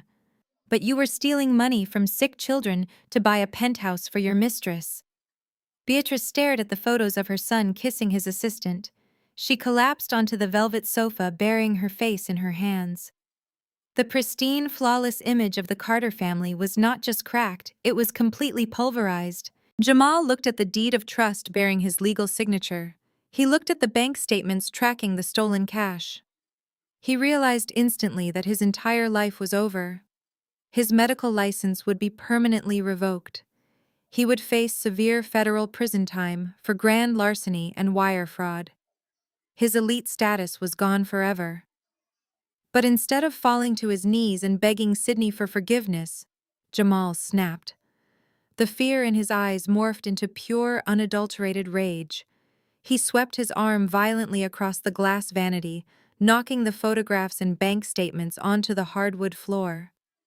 "This is your fault," Jamal screamed, turning his furious glare toward the doorway, where his father had just been escorted away. His chest heaved as he lost complete control of his carefully crafted persona. "Do you have any idea what it is like being Reginald Carter's son? The absolute suffocating pressure of being expected to live like a billionaire when I am only a junior attending surgeon. He demanded I drive a luxury car. He demanded I wear custom suits. He told all his elite friends I was the highest earner in the hospital. He set an impossible financial standard and threatened to cut me off if I embarrassed him by living like a normal person." Jamal turned his manic, angry gaze back to Sydney, his face twisted in ugly resentment. "And then I met you," he spat, his voice dripping with cruelty. "A girl with absolutely nothing, no trust fund, no family money, no high society connections. My parents expected me to marry an heiress to fund their lavish lifestyle. Instead, I was stuck paying for everything. I had to maintain the image. I had to buy the expensive ring, the cars, the lifestyle. Where did you expect the money to come from, Sydney? I had to take it." He was a monster. Cornered, exposed, and lashing out at the very woman he had sworn to love, blaming everyone but his own greed. Jamal's heavy breathing filled the suffocating air as his vile words hung in the room. He stood there with his chest heaving, fully expecting Sydney to somehow absorb the blame for his own criminal behavior. But Sydney did not cry. The tears threatening to fall moments earlier vanished, replaced by a chilling, absolute clarity. She looked at Jamal, not with anger but with profound, hollow pity. "You stole to afford me," Sydney repeated, her voice eerily calm as she stripped away his pathetic defense. "I grew up wearing secondhand clothes and eating expired food. I drove a beat-up sedan through medical school and worked night shifts at the free clinic. I never asked you for a penthouse. I never asked you for a luxury lifestyle. You did not steal from me, Jamal. You stole because you are weak. You stole because you are exactly like your parents. You are a hollow shell of a person who values a zip code more than human decency. Jamal opened his mouth to argue, desperately wanting to reclaim control of the narrative, but Sydney held up her hand, silencing him instantly. She looked down at her left hand. The massive 3-carat diamond engagement ring sparkled brilliantly under the bridal suite chandeliers. It was the ring Beatrice had endlessly bragged about to her country club friends. The ring that was supposed to symbolize Sydney's social elevation. Now it just looked like a pair of expensive handcuffs bought with stolen pediatric funds. Sydney reached over with her right hand and slid the heavy diamond off her finger. She walked over to the small silver tray on the glass vanity where Jamal had left his half-full glass of champagne. She held the ring over the glass and let go. The heavy diamond hit the crystal with a sharp final clink, sinking straight to the bottom and coming to rest in the bubbling golden liquid. "There is no wedding today," Sydney announced with unshakable finality. "There is no wedding ever. I would rather scrub diner floors than be your wife. We are entirely done, Jamal." Jamal stared at the ring at the bottom of the glass, his mouth opening and closing in absolute shock. Beatrice, who had been sobbing quietly on the velvet sofa, let out a loud, dramatic wail of absolute despair. Her perfect society wedding was officially dead. But the chaos in the room was far from over. From the hallway outside the open bridal suite doors, a loud commotion suddenly erupted. Gary and Brenda, who had been lurking just outside the doorway after slipping away earlier, shoved their way aggressively back into the room. They had been listening to every single word of the financial exposure. And if there was one thing my deadbeat parents fundamentally understood, it was the distinct smell of a sinking ship. Gary marched straight past me, completely ignoring his daughter, who had just canceled her wedding. He walked right up to Jamal and grabbed the lapels of his custom-tailored tuxedo. "I do not care about your little hospital embezzlement problem, kid," Gary barked aggressively, shaking the terrified, disgraced surgeon. "Your arrogant father promised me $10,000 cash to show up here today and play the loving dad. He said the Carters were rolling in money. Now I find out you are all a bunch of broke frauds. I want my money right now. You are wearing a $5,000 suit and a solid gold Rolex. Take it off or write me a check right this second." Brenda chimed in immediately, pointing her cheap acrylic nails directly at Beatrice. "You rich people think you can just hire us and then bounce the check.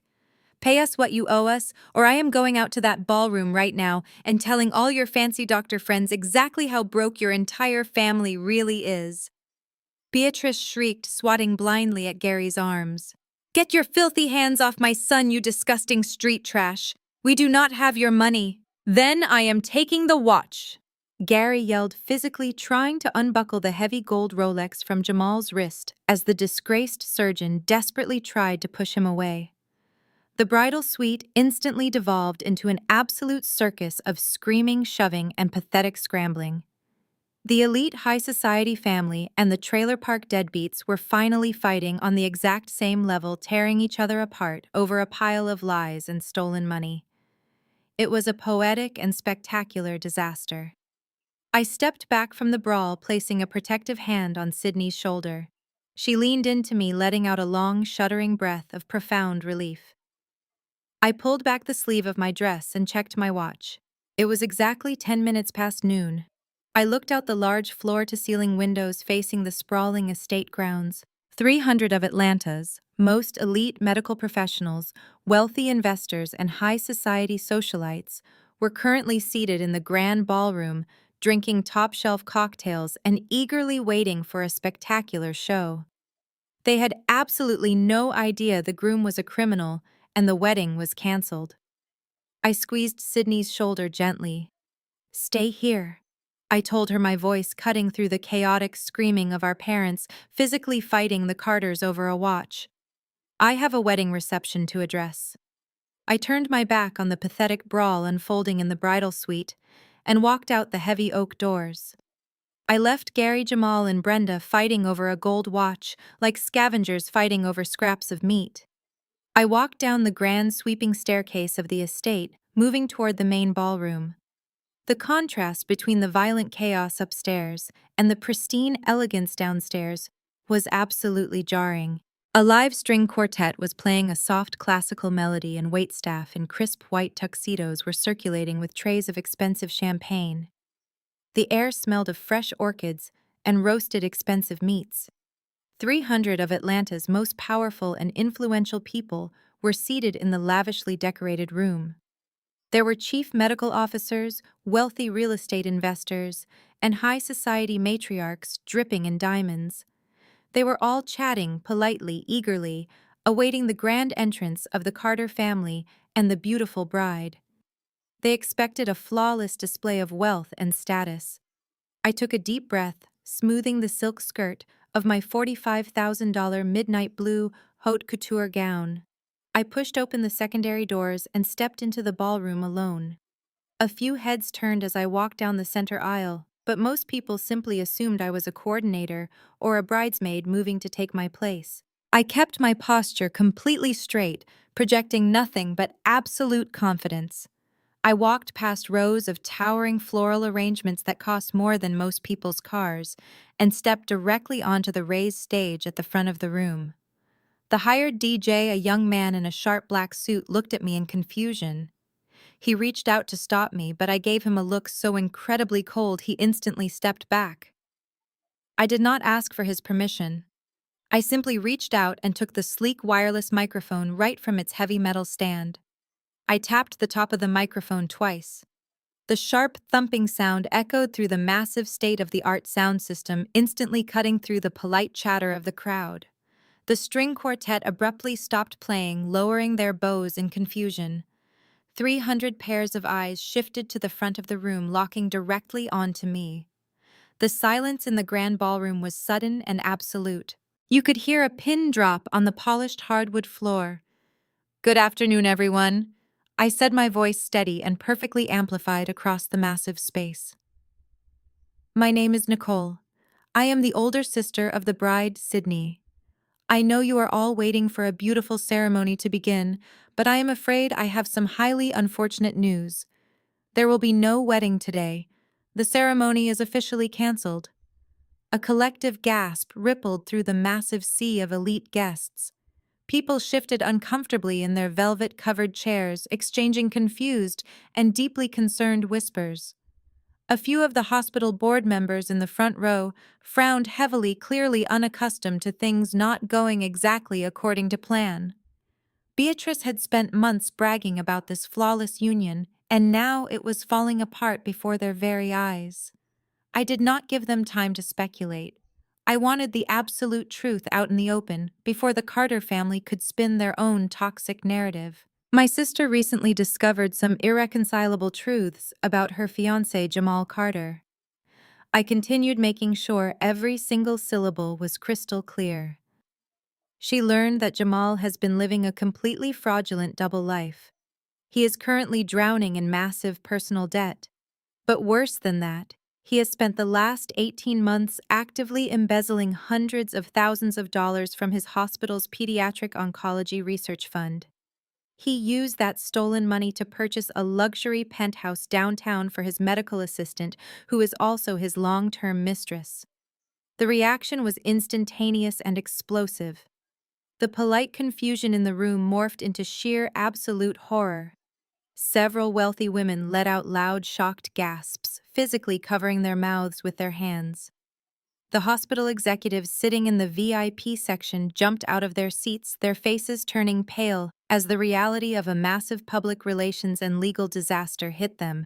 The room erupted into a chaotic symphony of outraged whispers and frantic shouting. The flawless, prestigious image of the Carter family was being publicly slaughtered in front of their most important peers. Just as the noise in the room reached a fever pitch, the main double doors at the back of the ballroom burst open with a violent crash. Reginald and Beatrice Carter, who had apparently managed to slip away from the police officers outside the venue, came sprinting into the room. Reginald looked completely unhinged, his custom morning suit jacket flying open, his face contorted into an ugly mask of pure rage. Beatrice trailed right behind him, sobbing hysterically and pointing a shaking finger toward the stage. Cut that microphone, Reginald screamed at the top of his lungs, his booming voice competing with the chaotic murmur of the crowd. He sprinted down the center aisle, shoving his way past his wealthy friends and colleagues without an ounce of grace. He knocked over a crystal vase, sending water and orchids crashing to the floor. Turn it off right now. She is a psychotic liar. Do not listen to a single word she says. DJ, cut the sound or I will ruin you. The DJ immediately stepped away from his soundboard, raising his hands in surrender as Reginald stormed the booth. Reginald did not even wait for the DJ to hand him a microphone. He reached over the electronic equipment, aggressively yanking a backup wireless mic from its charging cradle. The sudden movement caused a harsh screech of feedback to echo through the ballroom, making several guests wince and cover their ears. Reginald ignored the terrible sound. He gripped the microphone so tightly his knuckles turned completely white and marched to the center of the dance floor, positioning himself right below the stage where I was standing. He turned his back to me, completely ignoring my presence, and faced the sea of confused faces. He zeroed in on the front rows where the chief medical officers and major investors of his hospital were seated. He forced a wide, unnatural smile onto his face, attempting to mask his sheer panic with his usual brand of arrogant charm. "Ladies and gentlemen," Reginald began, his booming voice shaking slightly despite his best efforts to control it. "I sincerely apologize for this incredibly tasteless interruption. Please remain seated and do not pay any attention to the absurd fairy tales you just heard. The woman standing on that stage is not a credible source of information. She is a deeply disturbed and mentally unstable individual who has been completely estranged from her own family for years. She has a long documented history of psychological issues and pathological lying." A heavy murmur spread through the crowd. Reginald paced back and forth, holding his free hand up to placate his wealthy peers. He locked eyes with a senior hospital board member, an older gentleman who had recently approved a massive grant for Jamal's department. Reginald offered the man a patronizing chuckle, shaking his head as if the entire situation was just a silly misunderstanding. "You all know my son Jamal." Reginald continued, his voice dripping with fake sincerity. "You know he is one of the most dedicated and brilliant surgical residents in this entire state. He is the pride of the Carter family and a pillar of the medical community. The idea that he would steal a single cent, let alone embezzle from pediatric research, is not only wildly offensive, but entirely laughable. My son saves the lives of children. He does not steal from them." Beatrice stood at the edge of the dance floor, dabbing her dry eyes with a silk handkerchief, playing the role of the distressed but dignified matriarch perfectly. She nodded along as her husband spun his desperate web of lies, leaning on the arm of a wealthy socialite for dramatic support. Reginald pointed a heavy finger back at me without turning around. "This woman is simply jealous," he declared, his tone turning incredibly venomous. "She is an unmarried broke waitress who has spent her entire pathetic life working in greasy diners and living in squalor. She has absolutely no education, no career, and no prospects. She saw her younger sister marrying into a family of our incredible stature, and her jealousy drove her to absolute madness. She cannot stand the fact that Sydney is getting the social elevation of a lifetime while she remains nothing but bottom-feeding trash." The crowd remained silent, but a few of the older socialites nodded sympathetically toward Beatrice, clearly buying into the narrative of the bitter, jealous spinster sister. They were eager to protect their own social circles from outsiders. Reginald saw this slight shift in the room and leaned into his lie with even more aggressive confidence. "Those documents she claims to have are nothing more than cheap internet forgeries." Reginald sneered, projecting his voice to reach the very back of the massive room. "Anyone with a basic computer can print out fake bank statements and Photoshop a picture of a condo.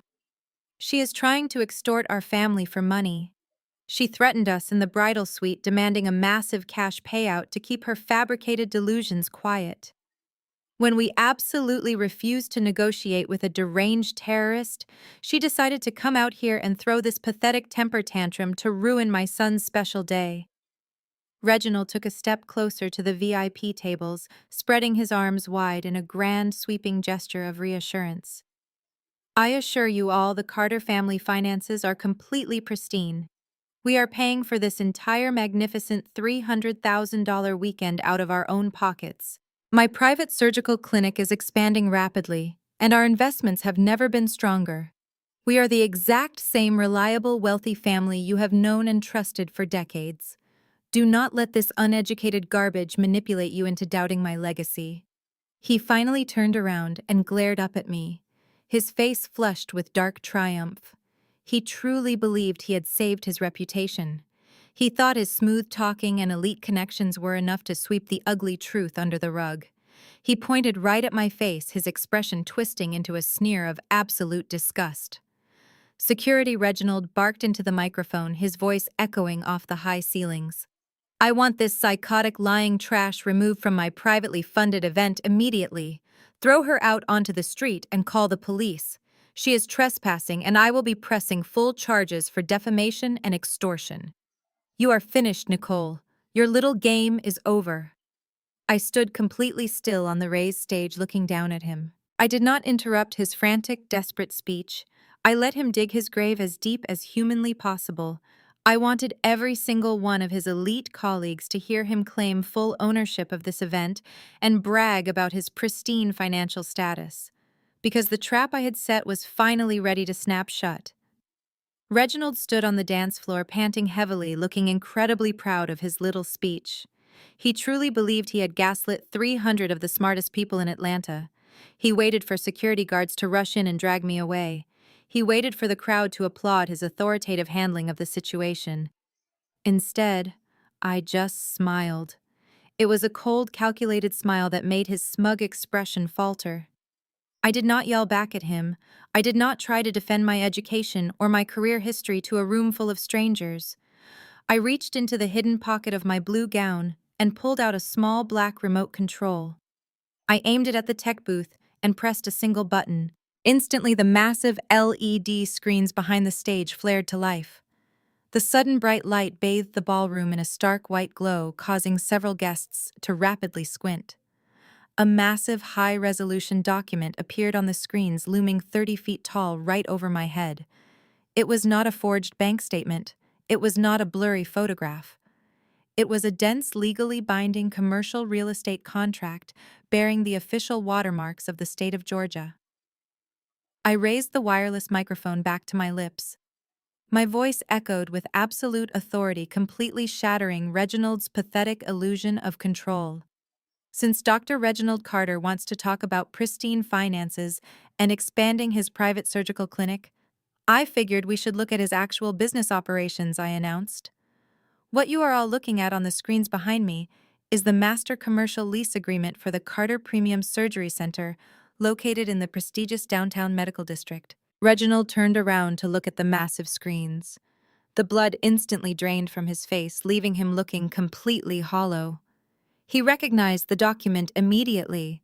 He recognized his own signature at the bottom of the page. As many of the hospital board members in this room know, I continued locking eyes with the wealthy investors sitting in the front row. The Carter Premium Surgery Center does not own its building. They lease the property from an anonymous corporate landlord known as Apex Healthcare Properties. Apex is a multi-million-dollar real estate trust that specializes in acquiring and managing premium medical facilities across the entire East Coast. Beatrice grabbed her husband's arm, her manicured fingers digging into his expensive suit jacket. Reginald, what is she doing? Beatrice whispered loudly, her voice trembling with rising panic. Make her turn that off. Reginald could not move. He was completely paralyzed, staring up at the massive contract that dictated his entire professional livelihood. For the past 6 months, Dr. Carter has been aggressively begging the corporate board of Apex Healthcare Properties for a lease extension, I said, pacing slowly across the stage. He has sent dozens of emails pleading for lower rent and a longer repayment window because his clinic is secretly bleeding cash.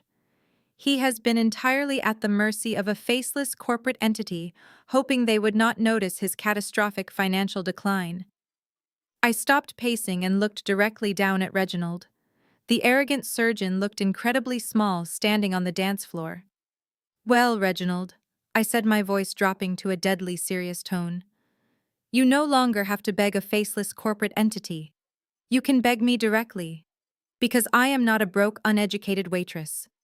I am the founder and the chief executive officer of Apex Healthcare Properties. I am the anonymous landlord, miss. I own the building your clinic operates in, and I own the land it sits on.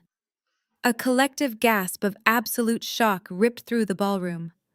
The wealthy investors in the front row literally dropped their jaws in disbelief. The woman Reginald had just publicly dismissed as bottom-feeding trash was actually the real estate mogul controlling his entire professional empire. You called me a parasite, Reginald, I reminded him, my voice echoing relentlessly. You said I was a charity case, but the truth is your entire medical legacy exists solely because I allowed you to rent space in my building, and unfortunately for you, that arrangement ends today. I pointed to the highlighted section of the contract glowing brightly on the LED screens. As clearly stated in Section 4 of your commercial agreement, your current lease expires tonight at exactly midnight, I announced loudly, ensuring every single investor and peer heard the final nail going into his coffin. I am officially denying your request for a renewal. Your contract is terminated. You have exactly 30 days to vacate my property and remove all your medical equipment. If you are not gone by the 1st of the month, I will have my legal team seize your assets and lock the doors. The silence following my declaration shattered into a deafening roar. The ballroom erupted into total chaos. The LED screens behind me continued to project the undeniable legal proof of Reginald's impending bankruptcy, casting a harsh white light over his horrified face. He stood completely frozen on the dance floor, his mouth opening and closing silently as he stared at his own signature on the termination clause. He had built his entire arrogant persona on the illusion of ownership, and in a matter of seconds, that illusion was entirely incinerated. The crowd of elite guests began talking over one another, creating a chaotic symphony of outrage. The most devastating reaction did not come from the gossiping crowd. It came from the front row of the VIP section. 3 prominent older men, dressed in immaculate tailored suits, stood up simultaneously. These were the major hospital board members and the primary financial backers of the Carter Premium Surgery Center. For months, Reginald had been soliciting massive capital investments from them, explicitly claiming he owned the downtown medical building outright. He had leveraged the physical real estate as collateral to secure their funding. Seeing the commercial lease projected on the wall proved he committed massive financial fraud. The lead investor, a stern man named Dr. Thomas Kensington, did not bother lowering his voice. He marched directly onto the dance floor, confronting Reginald with undisguised fury. "You lied to us!" Reginald, Dr. Kensington barked, pointing a sharp finger at the arrogant surgeon's chest. "You sat in my office last week and looked me directly in the eye and swore you held the deed to that property. You used fake real estate equity to secure a $2 million expansion loan from our investment group. You do not own a single brick of that building. You are a tenant facing an active eviction." Reginald scrambled desperately, trying to salvage the rapidly disintegrating situation.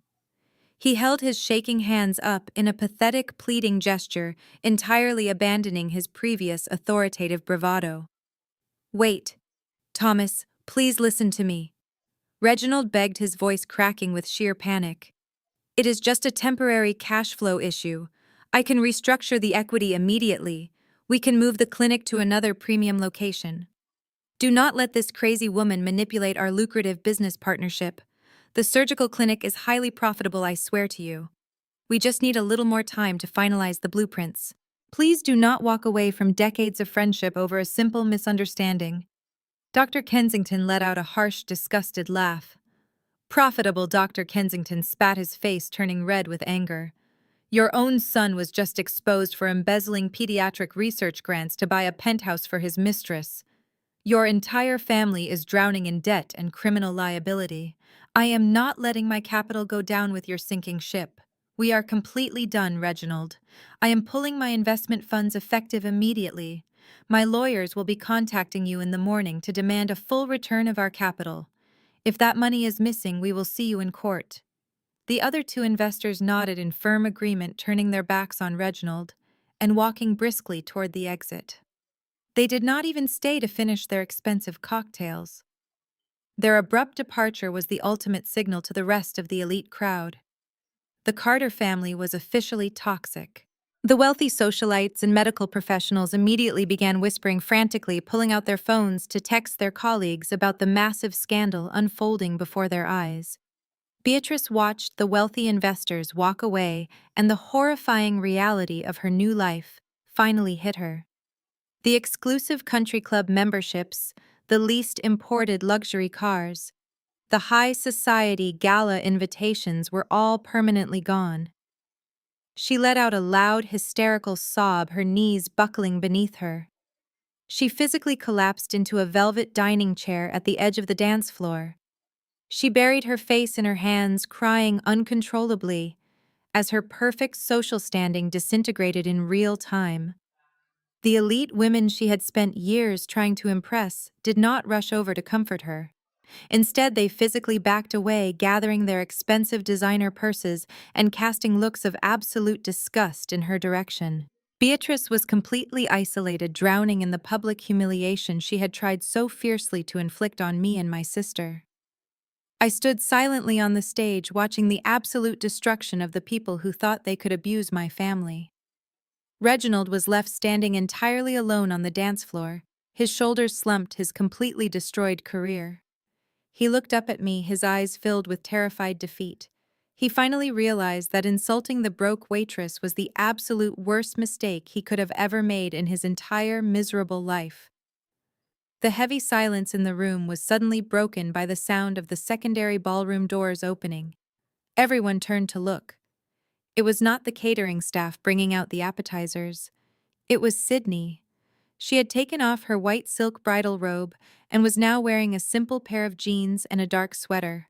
Her face was completely washed clean of the heavy bridal makeup.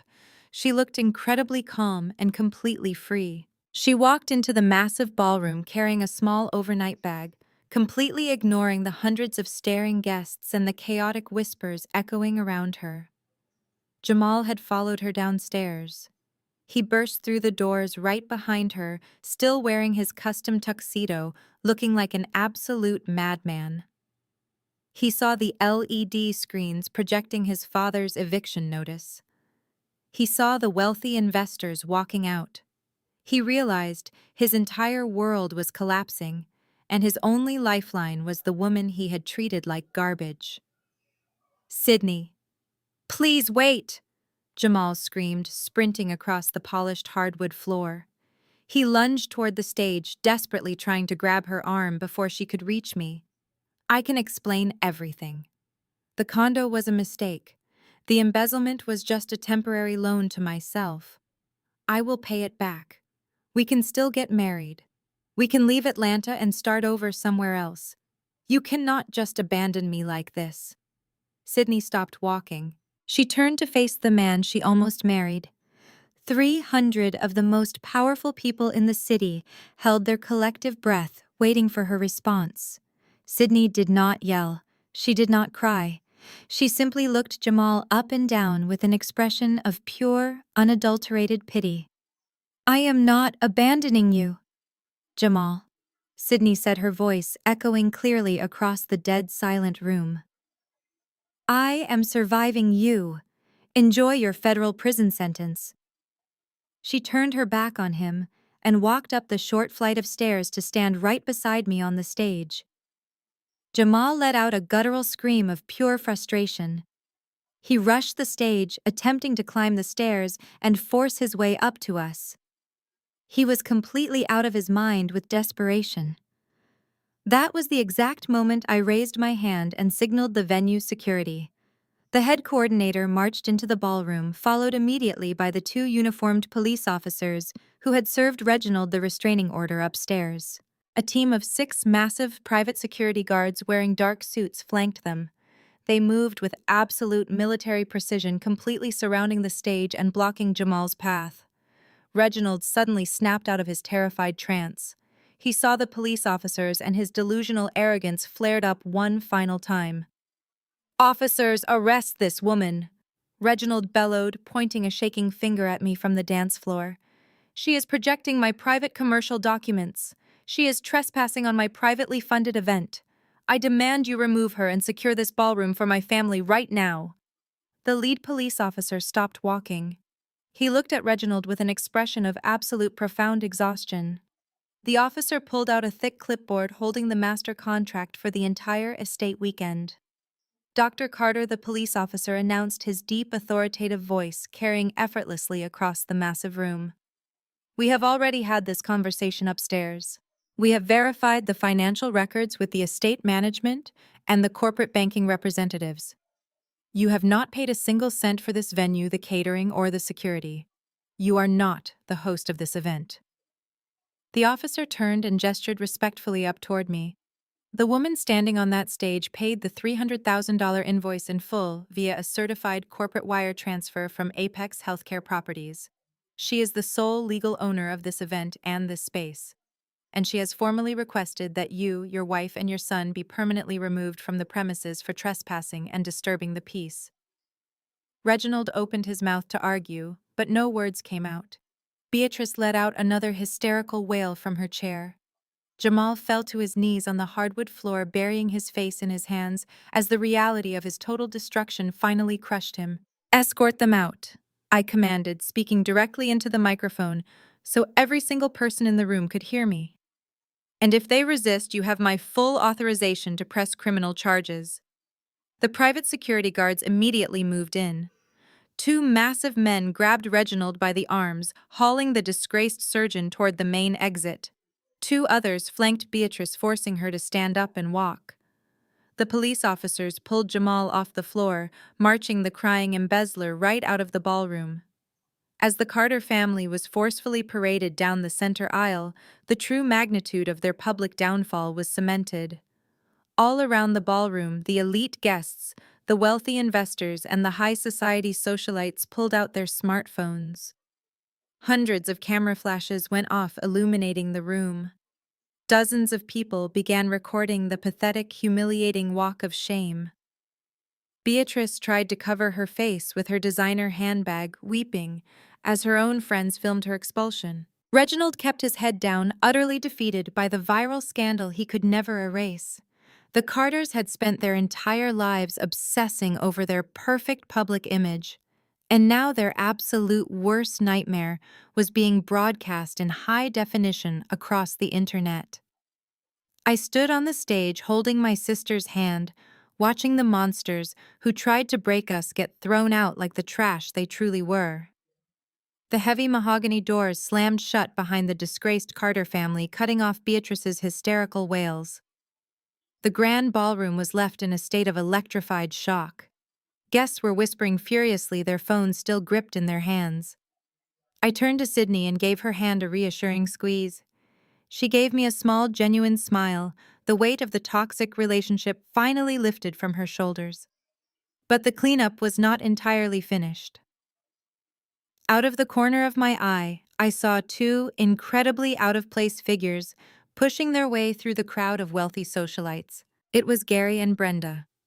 My deadbeat parents had slinked downstairs after the brawl in the bridal suite drawn by the commotion. Now they were staring up at the massive LED screens, still projecting my corporate real estate documents. The realization had finally hit their greedy minds. The daughter they abandoned was a multi-millionaire. Gary practically sprinted up the stage stairs, his cheap rented tuxedo bunching at the shoulders. His face was split into a massive, sickeningly sweet grin that I had not seen since I was a child. Brenda followed closely behind him, clasping her hands over her heart and forcing fake tears into her eyes. "Nicole, sweetheart," Gary exclaimed, his voice dripping with forced paternal warmth. He reached out with both arms, attempting to pull me into a tight embrace. "We are so incredibly proud of you. Look at what you have built. We always knew you had a brilliant mind for business. You are a true inspiration to this family." I took a sharp step backward, completely avoiding his touch. His empty arms fell awkwardly to his sides. "Oh, my beautiful girls," Brenda chimed in, wiping a non-existent tear from her cheek. "We were just so confused upstairs. That terrible doctor manipulated us. But seeing you two standing here so strong and successful makes my heart soar. We are your parents, Nicole. We want to be part of your life again. We can finally be the family we were always meant to be." I looked at the two strangers standing in front of me. They did not see their daughters. They saw a walking bank account. They saw a golden ticket out of their miserable, impoverished lives. "You want to be a family now?" I asked, my voice dangerously soft. "Right after you explicitly told Sydney that you only came here because Reginald promised you $10,000. Gary chuckled nervously, waving his hand as if brushing away a minor misunderstanding. "That was just a business transaction, Nicole. We had to do what we had to do to survive. But blood is thicker than water. We are your parents. You owe us the respect of a second chance. With your resources, we could really turn things around. We could work for your company." I let out a harsh, humorless laugh that echoed through the microphone.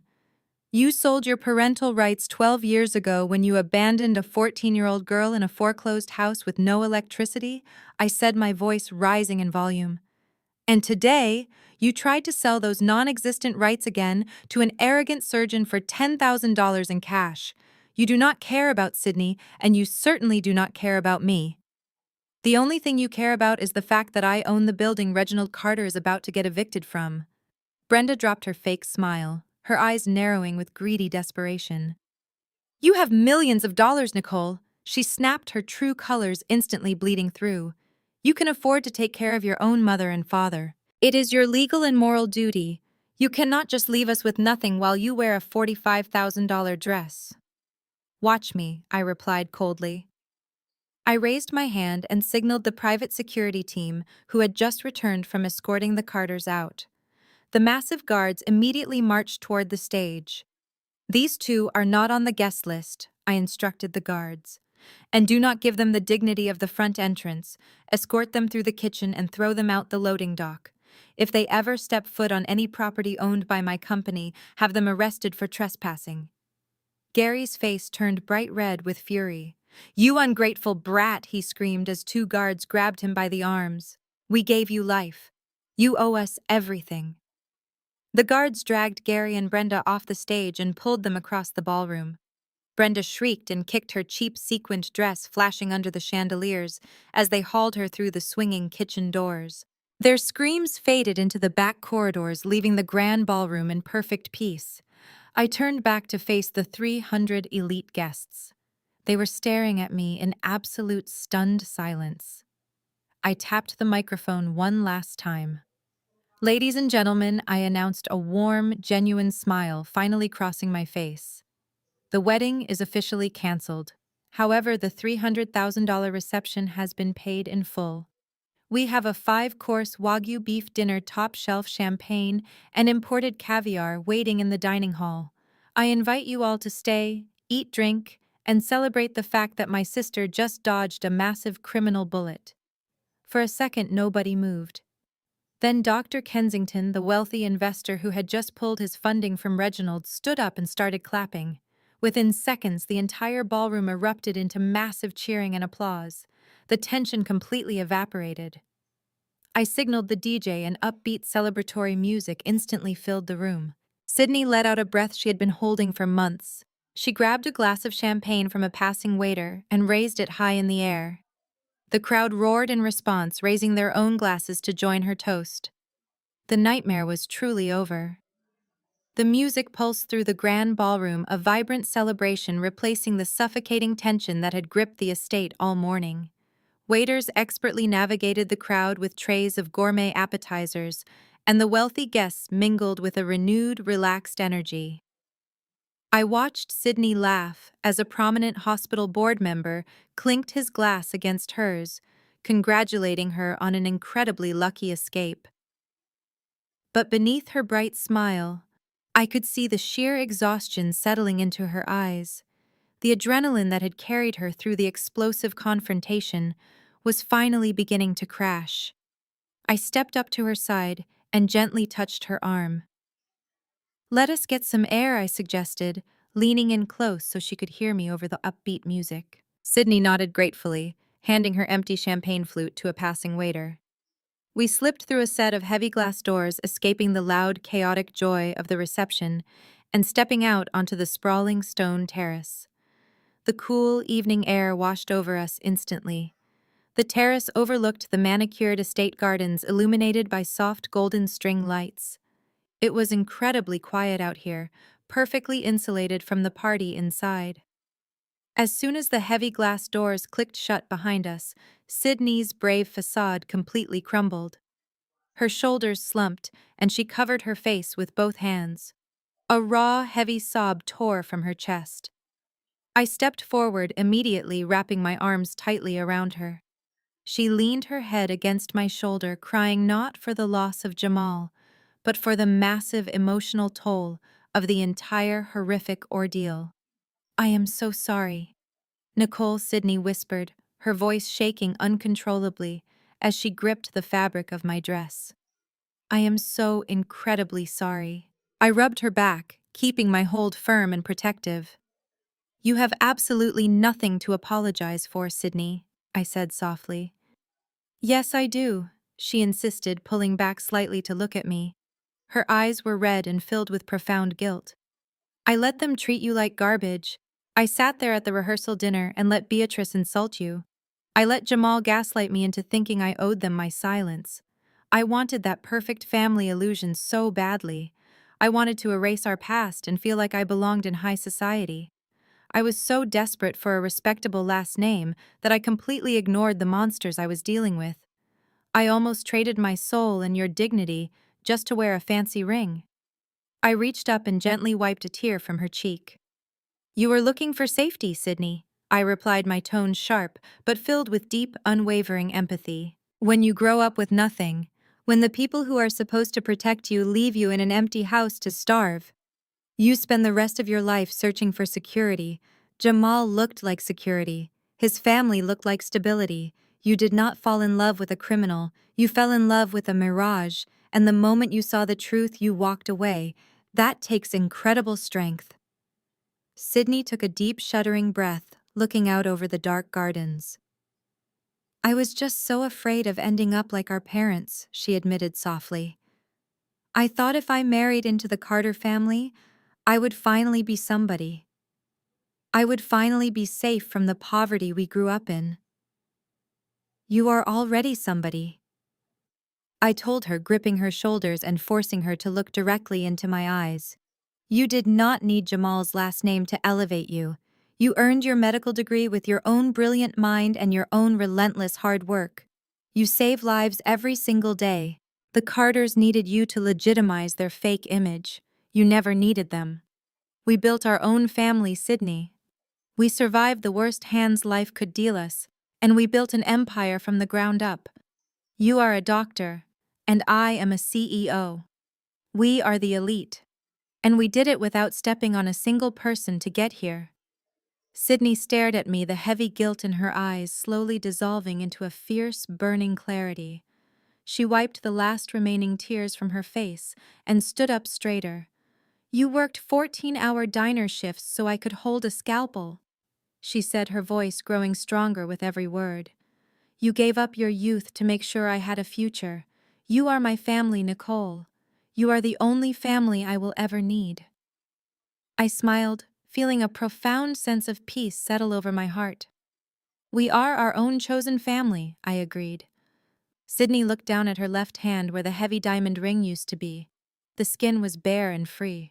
"I swear to you, Nicole," she said, her tone ringing with absolute, unshakable resolve, "I will never let a man or a fancy title dictate my worth ever again. I will never shrink myself to fit into a room where I am not respected. From now on, I build my own table." I linked my arm through hers. "Come on, Dr. Sydney," I said, nodding toward the glass doors leading back into the bright, loud ballroom. "We have a $300,000 party to attend, and I believe they are serving the Wagyu beef." Sydney laughed a genuine bright sound that echoed beautifully in the cool night air. We walked back into the reception not as broken orphans, but as two fiercely independent women who had just conquered the world. Exactly 6 months have passed since that unforgettable night at the estate. The seasons changed in Atlanta, and so did the entire social hierarchy of the medical community. The Carter family, who once sat comfortably at the absolute pinnacle of that society, experienced a downfall so spectacular it became a cautionary tale whispered in hospital corridors and corporate boardrooms. They learned the hard way that when you build an empire entirely on lies and arrogance, gravity is incredibly unforgiving. I strictly kept my word regarding the commercial lease. Exactly 30 days after the canceled wedding, my legal team arrived at the Carter Premium Surgery Center, accompanied by local law enforcement and a commercial moving crew. Reginald had desperately tried to file emergency injunctions and delay the eviction, but his total lack of liquid funds made it impossible to secure competent legal representation.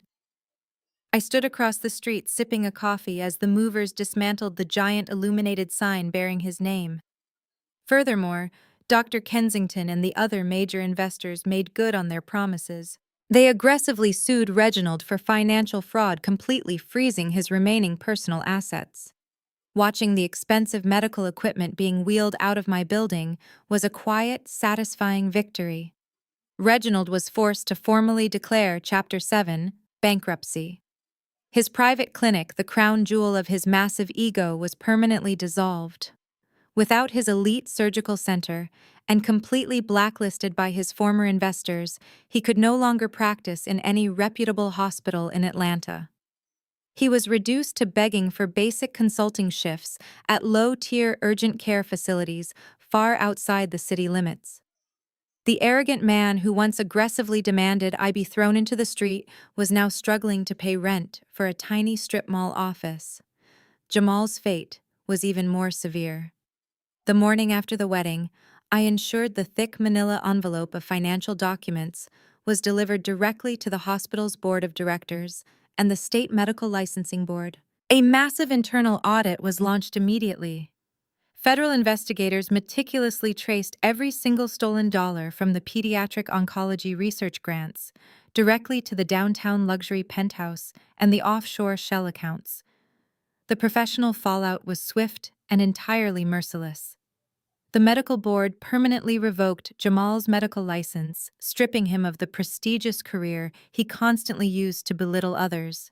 But losing his title was only the beginning of his nightmare. Federal prosecutors officially indicted him on multiple felony counts of wire fraud and grand larceny. He tried to play the victim during his hearing, blaming the intense pressure of his family legacy, but the judge showed absolutely no sympathy for a doctor who stole from sick children. The $850,000 luxury penthouse he bought for his mistress was quickly seized by the government to pay back the stolen hospital funds. Predictably, his mistress abandoned him the very second the bank accounts were frozen, leaving him entirely alone to face the consequences. Jamal recently pleaded guilty to avoid a highly publicized trial. He is currently sitting in a federal holding facility, awaiting a mandatory prison sentence. He traded his custom-tailored tuxedos and solid gold Rolex for a standard-issue orange jumpsuit. And then there was Beatrice.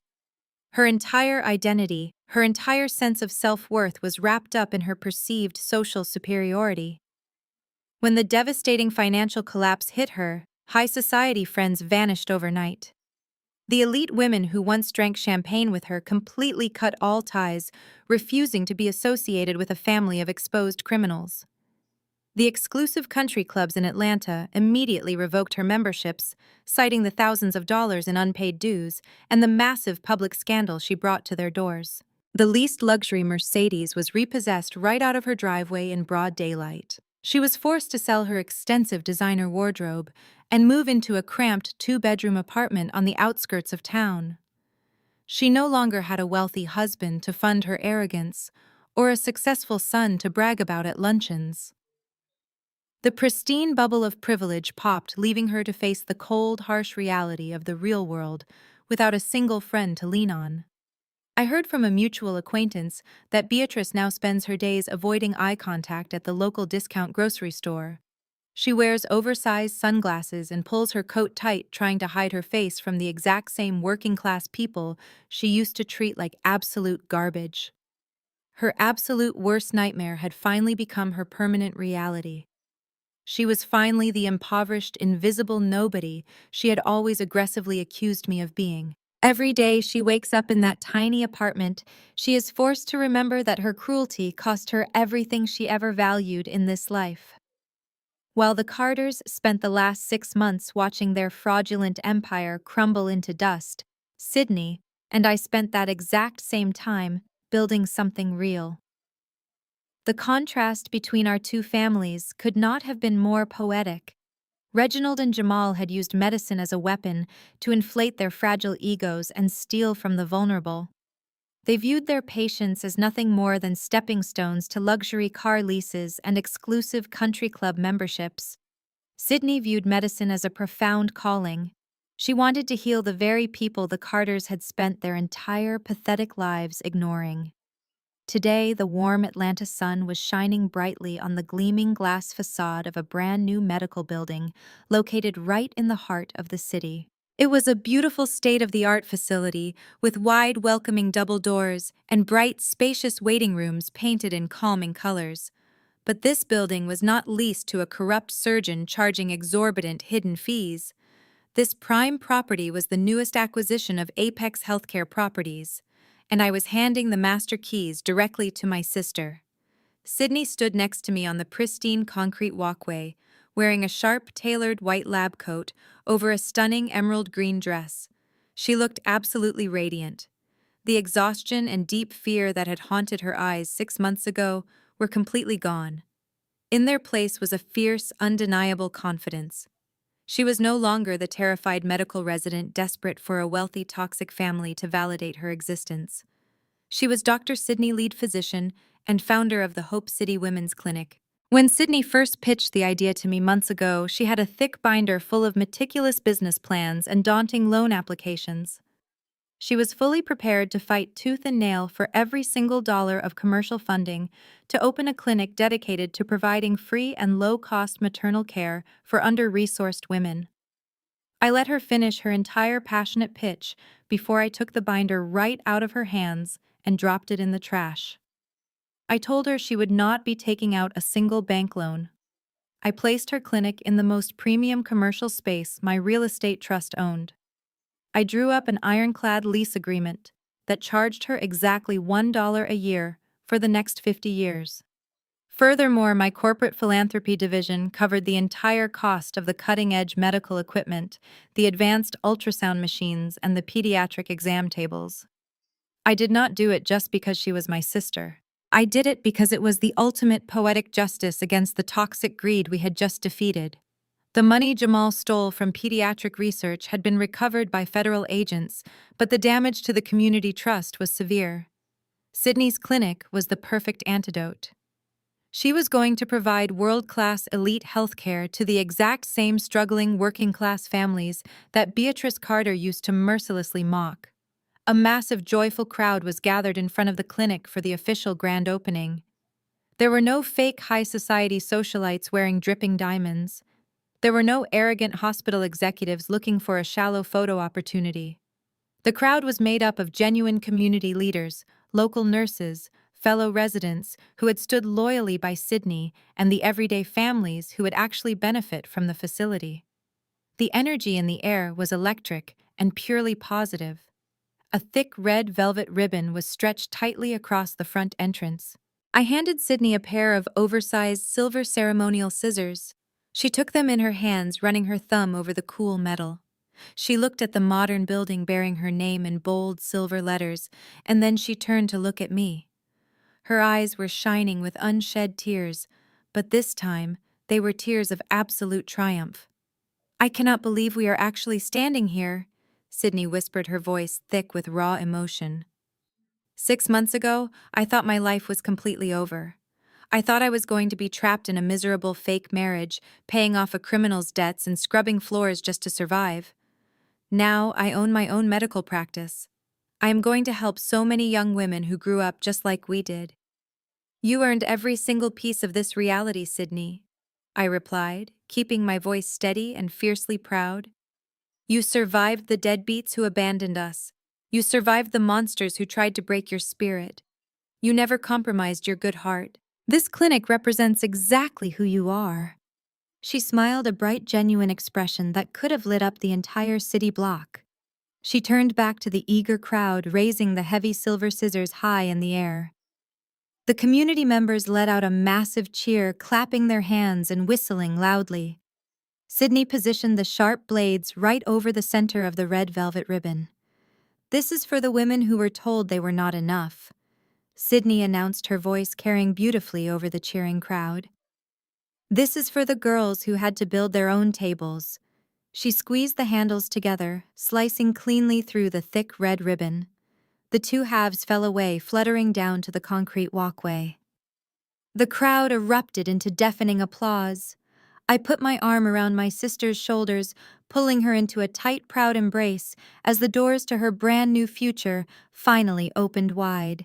We had walked through absolute fire to get here, but standing in the bright sunlight of her success, I knew we had finally won the war. I stepped back from the cheering crowd and let the warm Atlanta breeze wash over me. I looked up at the massive illuminated sign mounted above the sleek glass doors. Hope City Women's Clinic. The bold silver lettering stood as a permanent ironclad monument to everything my sister had endured and overcome. It was not a fake leased property leveraged on stolen equity and predatory high-interest loans. It was real. It was ours. And it was going to change thousands of lives every single year.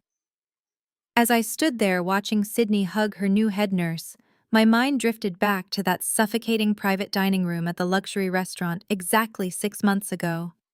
I remembered the heavy scent of Beatrice Carter's expensive perfume and the sickening smugness on Reginald's face.